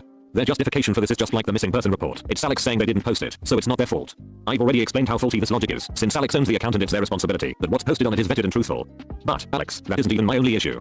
The even larger issue here is that you actively refused to clear up that you and your team spread false information and lied about JoJo Craft being a child predator until you got pressured into doing it, then tried to hide the fact that you refused to take it down originally and tried to get me to take down screenshots exposing you for it, which proves you weren't really remorseful for your actions, as you tried to hide that you did it. I'll get more into this in particular momentarily. The next tweet is interesting, so Alex... I'm not the only one who's in control of the RTC account. Let it be known that a team of people, I'm one out of 5 staff at the time who ran the account. I don't own the account. It claims that they don't own the RTC account despite the RTC account itself claiming it is owned, or at the very least partly owned, by Alex. Alex, in every sense of the word, you own the Roblox RTC Twitter account. You actively control it and manage it, and have even claimed to own it yourself in the past and specifically say that you can post whatever you want on it. I own the biggest... Dude, this person's need to like brag about fucking everything is gonna be their downfall. Who the hell are you? I was on, what was the show called that she was on? I was on The Social in front of a live audience of 6 viewers. Who the hell are you? Even confirmed you have the power to fire others from the team. It's your account. You're just changing the story now that it's starting to catch up with you. Here Alex claims that it's been a year since the JoJo situation, so apparently that makes it okay. You hear that, guys? If you murder someone and it happened a year ago, suddenly you're now innocent. If we... True! W comparison? Alex logic. Like, what? I would kind of understand Alex's point here if this was the only time Alex and their team spread misinformation, but as I showed in the video, it isn't. Alex still constantly spreads It's not! This person literally just said that somehow, when there's so much to go against Parlo for, this person just completely got the fucking Parlo allegations wrong and said Parlo misused the GoFundMe money. Information and lies, even in this very thread which I will get to, so they haven't changed or learned from their past mistakes at all. It's interesting too because Alex also claimed they apologized for what they did to JoJo when they didn't. This is something I really didn't get to touch on in my original video. Alex, after it was proven that JoJo was not a child predator, doubled down and still said JoJo was a creep, refused to... She's a creep too. Clear up that the allegations were false, so they wouldn't lose followers, and even when they did finally clear it up, Alex never even apologized to the guy. No sorry, no I apologize, nothing. Not publicly, and to my knowledge not privately either. You were on the Malton... So true. Alex never even made an attempt to apologize to him after almost ruining his life. How disgusting are they? And like I said, the fact Alex tried to hide that they originally refused to clear up the allegations were false further shows they aren't remorseful and haven't learned from their actions. Next tweet, Alex, if you regret what you have done, you wouldn't still actively make excuses and try to justify your actions to this day. And in this thread wouldn't exist at all if you regretted your actions. From this point on in the thread too, Alex also calls me by my first name, which is very weird, so I censored it out anyways. Even though it isn't doxing, it's still just very strange and creepy to be honest. I don't know what Alex is trying to accomplish by doing that. Next, Alex basically says that I backstab everyone who I'm friends with and says I will turn on everyone who is friends with me. What? This claim is just baseless. Alex has no proof to back this up whatsoever.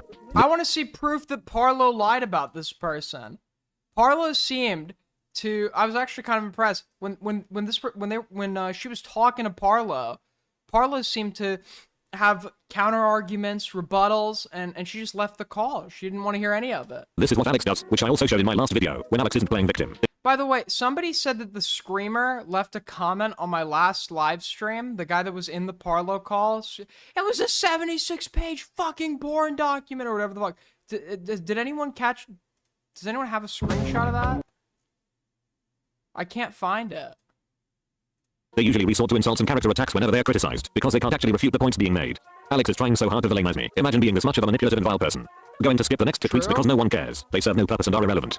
So, this is where it starts to get very interesting, and far worse and more sinister. In this tweet, Alex makes the first mention that they will be pursuing legal action against me. Alex also said to multiple others in messages that they were going to sue me for quote-unquote defamation, and also mentioned their mental health, because they're Tanuki Alex. It's not even funny how much they play victim, and weaponize their mental health at this point. I mean, just look at these messages Alex sent to me even still. Words can't describe how disgusting this pathological manipulation is. I've got no idea what they are talking about at all. It's such a sad and pathetic attempt at sympathy. As much as you want people to think you are not a victim, Alex. The people such as JoJo, Suki, Valerie, even myself, and everyone else affected by your actions are. Alex also kept weirdly enough flexing their money. Yeah, I'm not kidding. It's so weird. Alright, I'm done with this. I'm done with it all. I'm done with it all. I did a self-fulfilling prophecy, and I actually did drop myself to 75 viewers, and I also don't have anything else to cover. So I actually am ending here. Okay, 5-minute extension. Thank you guys for watching. As always, I'll see you guys tomorrow, maybe, I think. Check out Dickers.